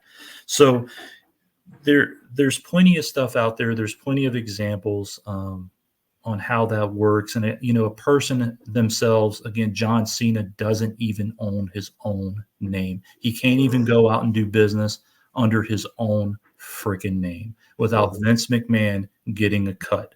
So there's plenty of precedents. There's plenty of examples. Again, like when he was saying Sonic, versus Sonic the Hedgehog, which is what it is. I mean, it's an ignorance thing. I don't want to not give him credit where I think it's due, but at the same time, there's just enough examples where he's just not getting good, sound, practical advice. And unfortunately, I think he has stuck himself in an echo chamber with people who are going to just tell him yes for whatever reason, because, they see Eric. I honestly think in my opinion and the way I see it, they see him now as a kingmaker. And they're going to look at him and say, if Eric July will sign off on this, and maybe even, and again, I don't know this because I don't know their conversations, but from the outside looking in, if, say, a Chuck Dixon or these sisters who are writing Yaira can't produce that kind of revenue on their own, or get somebody who's going to say, not only can I sell you a bunch of books, I can move a bunch of merch too, and I'm going to give you a cut of that. And those people are like, I can't do that on my own at this point. And you're looked at within a circle of people within that industry as a kingmaker. That's very, very powerful. It's extremely powerful. Then it goes to his head.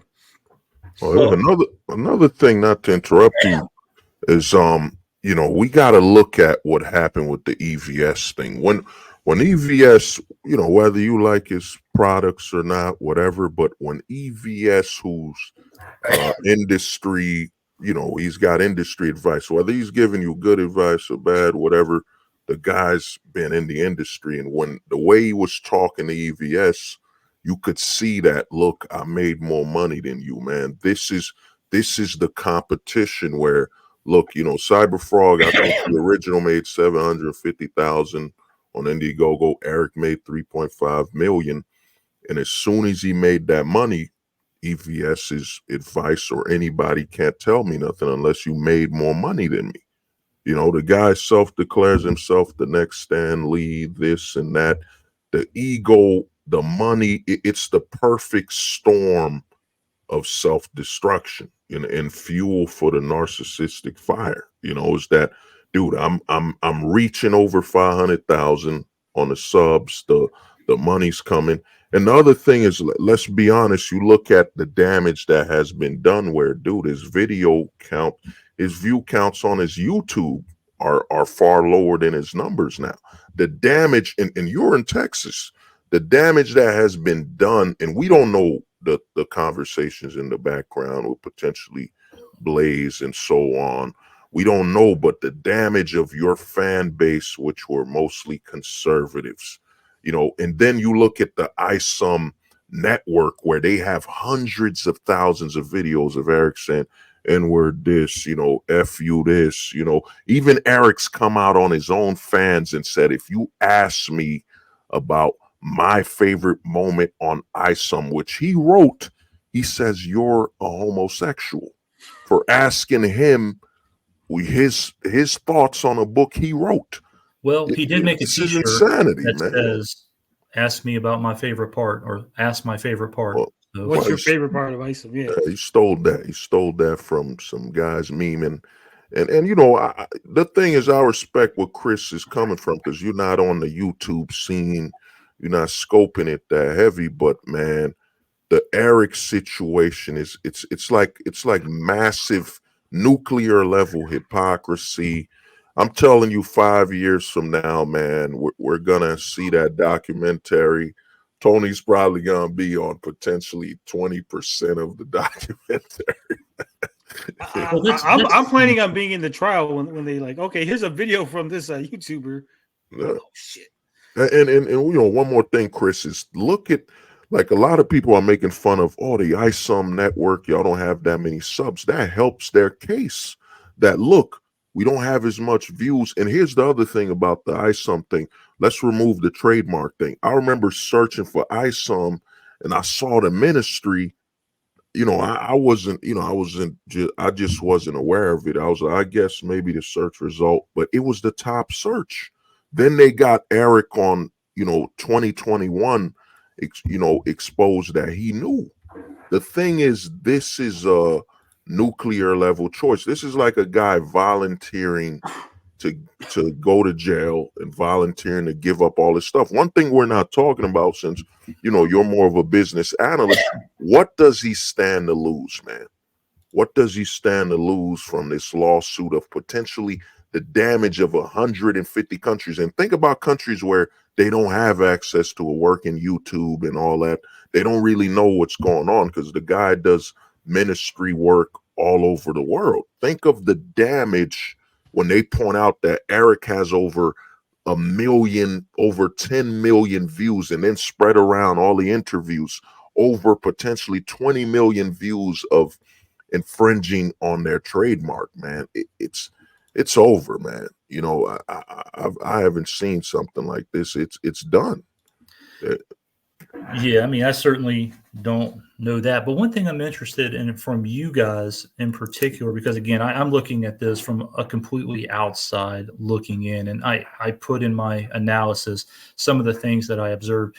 But you guys are certainly closer to the space. What's the undercurrent at this time with, you know, the decisions that he's made, or what he's done, or what he said, and you know, what's kind of the talk around the industry from just an industry standpoint, and you know, what's their take on him? Is he still kind of seen in a neutral light, or is it really like, you know, people have picked a side, and that genie's not going back in the bottle, that he's crossed the Rubicon, and if he's got a ride or die with the G&G folks and the Nerdrotics of the world, oh, and if they ever, you know, leave him, he's going to be completely out in the wind? Or is there a place he can, you know, come back from, and within this, you know, indie scene, as I'll reference it, that he's or is he in a good way? Is he in a bad way? Or what's the word on the street, so to say?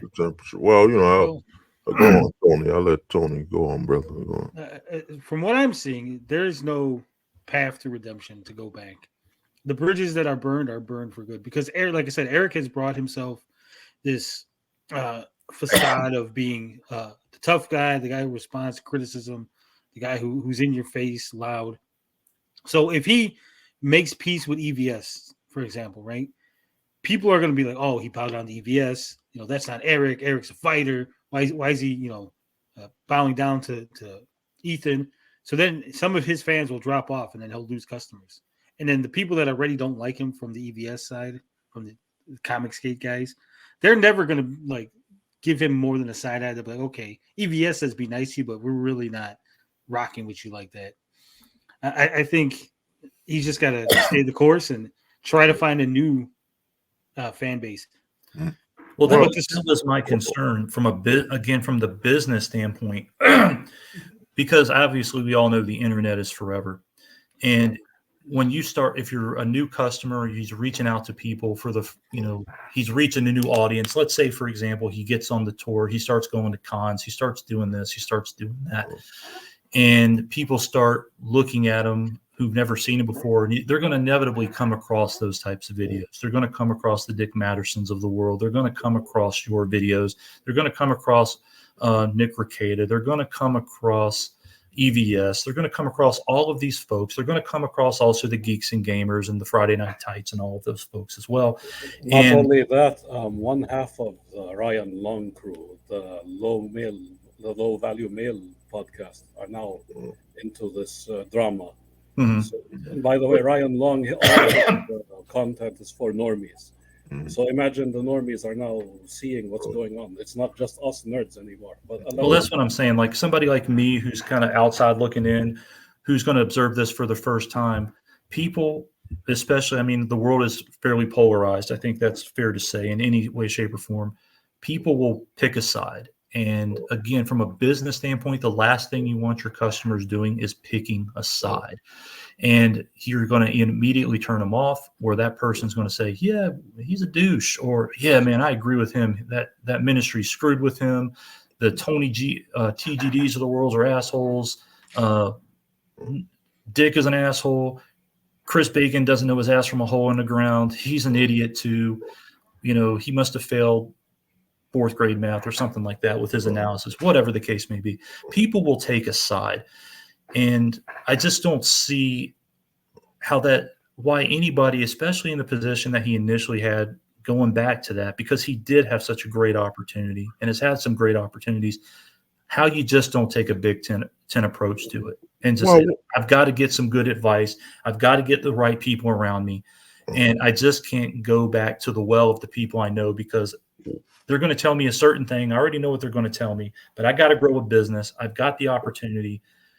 I can't just put myself in this box. And that's what I don't understand. Well, here's the thing, man. And, you know, I respect you being honest, is that the thing is, it's not about the physical industry. Eric built his whole base on the internet, the YouTube scene. You know, the whole connection is non-physical. It you know, all the people in the industry, Marvel, DC, besides EVS, no one else in the industry really knows him, unless Chuck Dixon, he interviewed him and so on. But the rest of the physical industry doesn't know him. What Eric did is, and I predicted this. I said this to a couple friends that, man, when you're in a grift, the grifters are just sharks, man. They're all sharks circling. The first shark to bleed will be bitten by another shark. And I saw what was going to happen.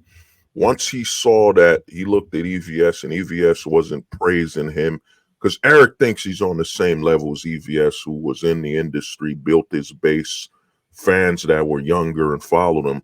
But the thing is, Eric went after Dick Masterson. And the danger Eric didn't look at is, this isn't punching down. Like, guys like us, Tony's got 1,000 subs. You're messing with Dick Masterson, who took time out, who's got Hollywood connections.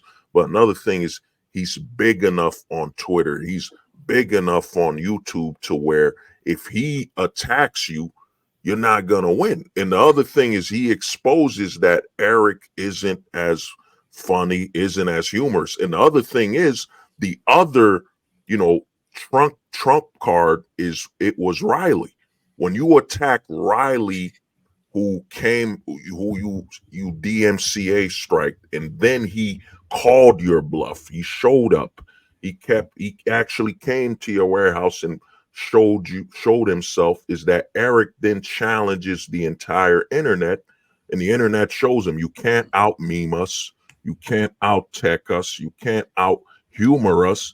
Eric literally sicked the hounds, man, and now he's dealing with, there is no recovery, because he never had a physical presence to begin with. His whole presence was on YouTube and on the internet. And now it's kind of like that dog meme where the dog is is in the house and it's on fire. But imagine you're on the internet and it's on fire. You're getting emails, troll accounts, real accounts, customers. You're calling your own customers gay if they ask you your favorite scene in ISOM that you wrote. He's literally created the beehive situation, man. There's no other place to go. He's surrounded himself. He's created this whole scenario. And the other thing you're not remembering is Chris. His court date is in December. Like, what can he do? Where's he gonna go? He needs to answer by December. Answer by December. And then they might draw it out to potentially 2-3 years. Eric right now is, in my opinion, he's living on fumes. He's not aware. He thinks this is going to be a one-day court thing. No, they're going to drag it out. The amount of money he's going to lose, and that will eventually fizzle out the fire of ISOM. And eventually, Geeks and Gamers, you got to remember, EVS was once, Gary, they were once talking and they turned on him. It's only a matter of time before the ship sails from Eric's our friend to, you know what, we ignored everything because he was our friend, but after doing our due diligence, after siphoning all the money we can get, all the goodwill and stuff from Eric, we got to turn on him. The grift demands a sacrifice, man. You know what I'm saying? There's a ritual to this grifting. The sacrifice must be made, and eventually Eric's, and as you could see, and I saw your analysis where he's at 7,000 now. It went from 48,000 to 20,000 to 7,000. All the geeks and gamers, his whole crew is looking at him and saying, man, you're not that valuable anymore. We can't risk our channel and our content. It's only a matter of time. And I saw it happen when, I think Tony knows the name of that chick. There was a chick, I think, on his group that shared that Eric is DMCA striking. One person from his own group shared his DMCA strikes. The amount of damage that has been done, DMCA striking, attacking. Tony's been DMCA strike twice. And that's an unwritten rule on YouTube. You do not strike other people. You don't come after them. Eric said he walked around with weapons where he shouldn't have them. Dude, man, the thing is this, Chris, man, everything you could think of that's a PR disaster. It's not even a PR disaster. It's what if you just strapped it might just be, I can't say it, I don't want to say it here, but it might just be you strap yourself with some some good old TNT and just run outside in front of a bunch of people and light the fuse, man. There's no recovery on this thing, man. And the other thing, just so I don't ramble around, is people have launched their careers off Eric. Eric used to say, monetize your haters. Shout out to Riley. He said, monetize Eric. And there are literally over 5 YouTubers that have launched their entire career off Eric now. And the fuel to the fire is more talented people arising from the ashes of Eric. One thing, let me ask you something, and I'm going to say this because I found it to be interesting, and I wanted to make sure I was actually able to source this correctly because I didn't want this to be taken any other way than what it is. There is a channel, I don't know, maybe you're familiar with it, maybe you're not, called Heavily Flawed Individual. It's a couple of black guys, and I was watching one of their videos about Eric as the Rippaverse, Eric July become his own worst enemy, the actors strike after effects. That's the name of the stream. But they say in no uncertain terms that Eric, in their opinion, as 2 black men, has been tokenized and is being propped up by the geeks and gamers. I mean, they say that, and this is not my words. Again, I made sure that I found this to source. It was streamed 3 weeks ago. It's on 1.1K views. Again, it's Heavily Flawed Individual, 2 black guys talking about this. And that is their honest to God take that they have, that he is being used as a token. And again, somebody who knows him, who's met him, I find that really unfortunate, but there's an old saying that perception is reality. And if that is an actual perception by people, is there any basis in that? And will in fact he be turned on if he outlives his usefulness to a particular group of people? As unfortunate and as hateful and as racist as that sounds, is that something that's real? I don't know, because I don't know the industry, and I certainly don't know those people that he associates with on that side. But it's certainly something that has been voiced by other black people. I'm not speaking for any particular groups. I'm just speaking for people in general. I did see the video. I know the video you're talking about. I seen the stream. Eric July has been dogged with this label for a while now, even before the ISOM stuff, because he is one of the rare people that are a minority. I'm a minority myself, in a space heavily dominated by white individuals, right? So there's always the perception you're the token. You're just there to to be the shield, essentially. Like, hey, we're not racist because this guy agrees with us, right? There's always that perception there. Whether it's true or not, it's always going to be there. Hey, Tony, Miles Morales is Miles Morales. Yeah. That's the problem. That's where it comes in. Like, the people who act like that, though. But here's the thing, though. Even taking that away, right? Just taking all that off the table. Even if Eric July was white, the geeks and gamers, they will turn on him in a heartbeat. They've turned on other people that have been EVS, EVS, Doomcock, people that they've streamed with, people that they were in real life friends with.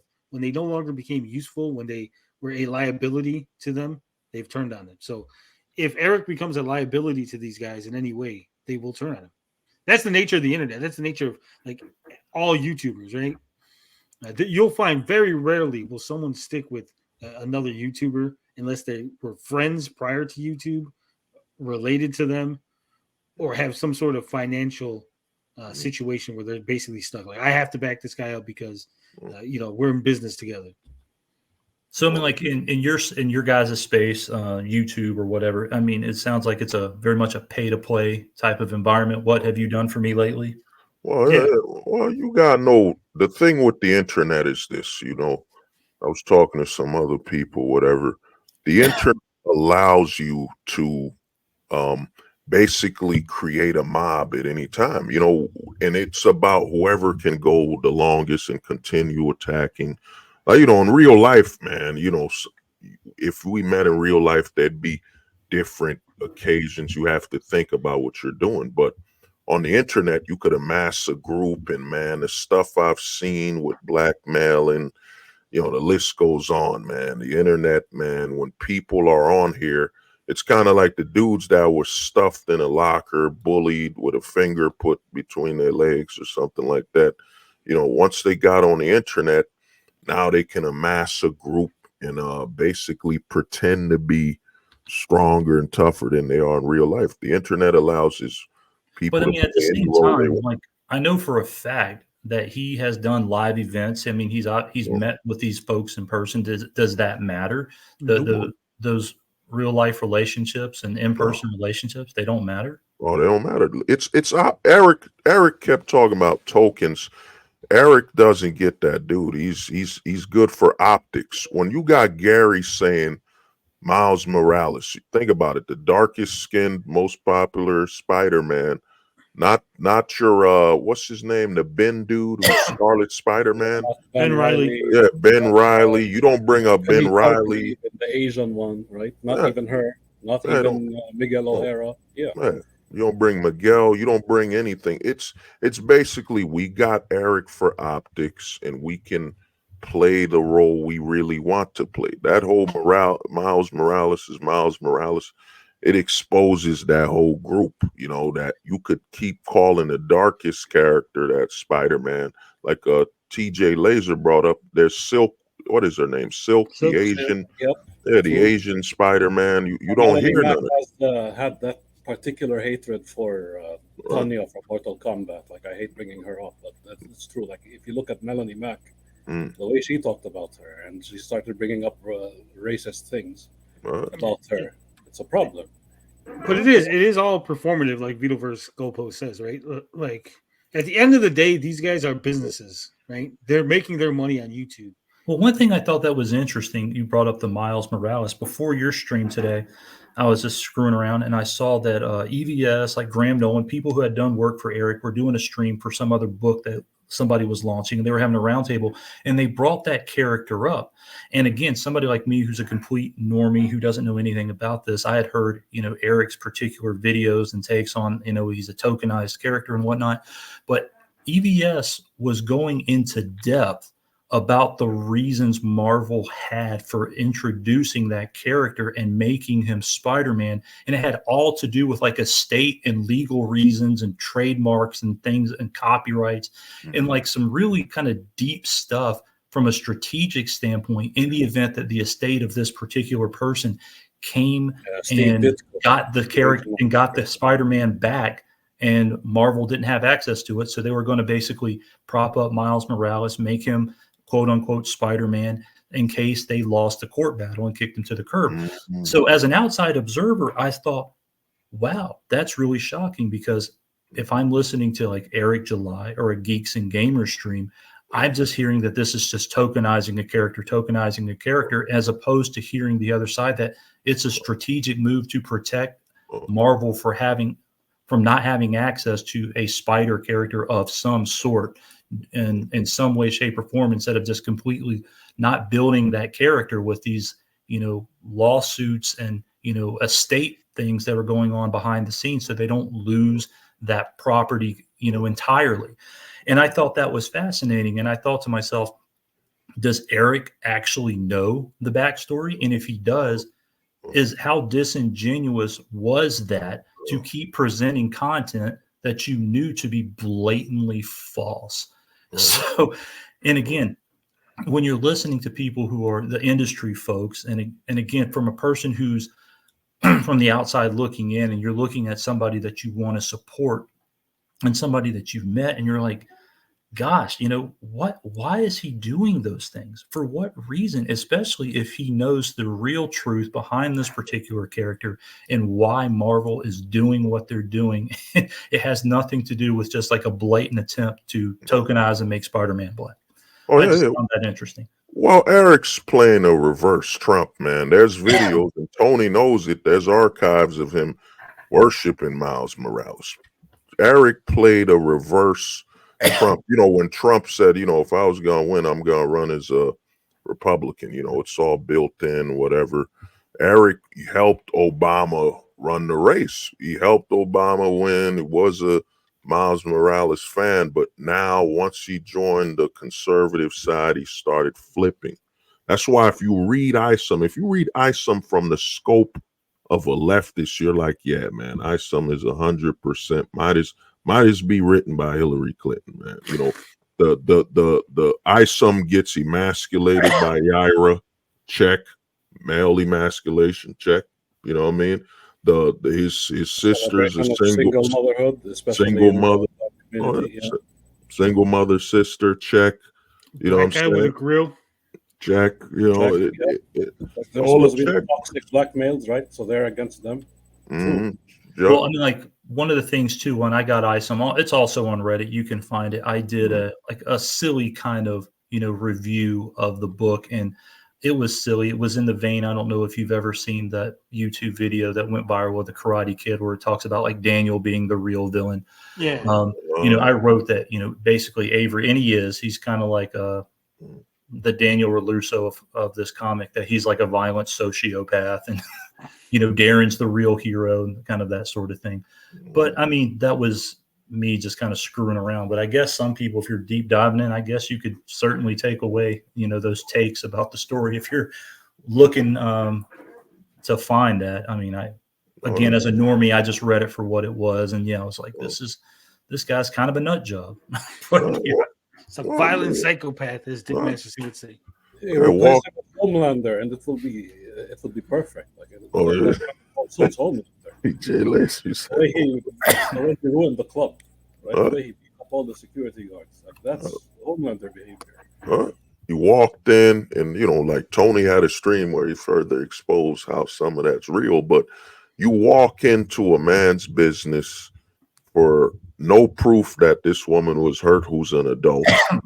The whole book was about, him white knighting for no reason, man. He went in the bar. There's no evidence she got hurt or nothing. He just thought of a relationship, man. I bought the book, I was supporting it because I was like, finally, a guy's gonna make his own website, F Kickstarter, because usually the black creators I talk to, man, until they gotta give us our money, man, and this and that. When he was building his own, I was like, cool, man. I didn't expect it to be well written or nothing like that, because one thing I've learned from a lot of critics on YouTube is here's the tell. You're gonna say Marvel needs to hire people that have experience, but your first book, Razor Fist, your first book, not even a consultant. There's not even paying a consultant that's an ex-professional to help you write or give you anything. Eric's book, not one professional writer was involved in ISOM, not even a consultant, like, someone who would read it and say, okay, good, bad, good, I'm a consult for you. Not one. Yet all their streams for over 5-10 years is, we need professionals. Marvel needs to stop hiring people or their friends. My manager for my business is part of my rock band. Come on, man. Chris himself was offering to help and give him business advice for free, and he rejected that. Look at that. Look, and you qualify, Chris. What you gotta understand is you qualify, man. You have the experience. So you qualifying and having the experience removes you. And one more thing to get on the Miles Morales thing is, I heard it was created because one of the creators, I forget his name, his girlfriend was black. They had a mixed child or something, and he created Miles to show love to his girl or something like that. I forget his name. He ruined Superman's son. I forget his name. I forget it. I don't remember the writer's name. So to me, with the Eric situation, just stop looking at Eric from a perspective of, he's a different Brian Michael Bendis. Brian Michael Bendis, yeah. Look at Eric like he's Marvel and DC. What has he done differently? Again, I don't know enough about what has he done? All those conclusions. I look at what he's done through the very narrow lens of what it is that he's done. Again, I just don't have the knowledge or the care to look into, like, hey, the comic book lore that may or may not be behind this, why he said some of the things that he said from a lore perspective. I just don't know, and I'm certainly not qualified to do it, or I would be speaking completely out of turn and would be way off base. Yeah, But he's not a nerd like you, Hostage.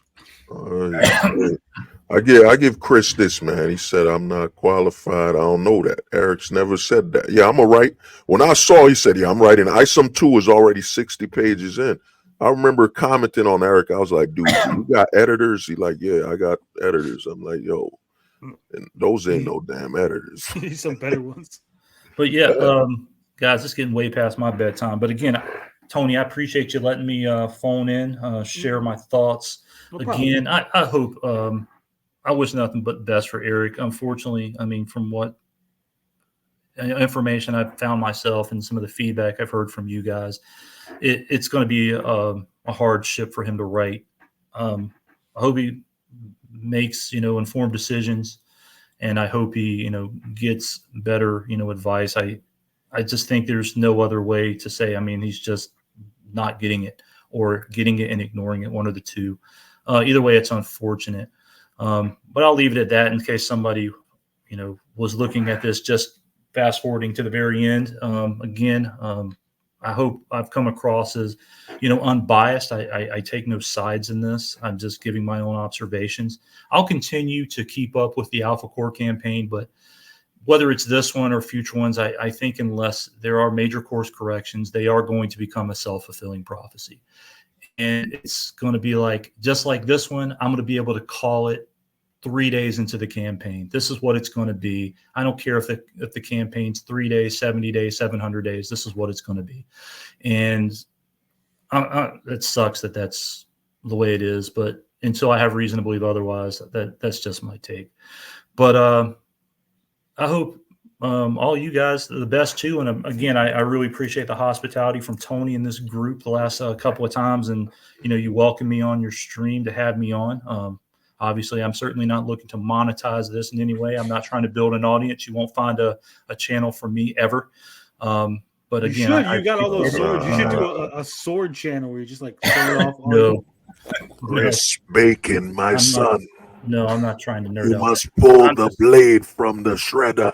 I tell you what, if the Highlander reboot is good and Henry Cavill comes through, I might very well put together a channel and sing his praises. But that'll be about the only time. But again, guys, I appreciate your time, appreciate your attention, and you guys have a good night. And I'll catch y'all on your next stream or here shortly. Respect, Chris, and remember, you must train with Duncan MacLeod of Clan MacLeod. Indeed. It can only be one.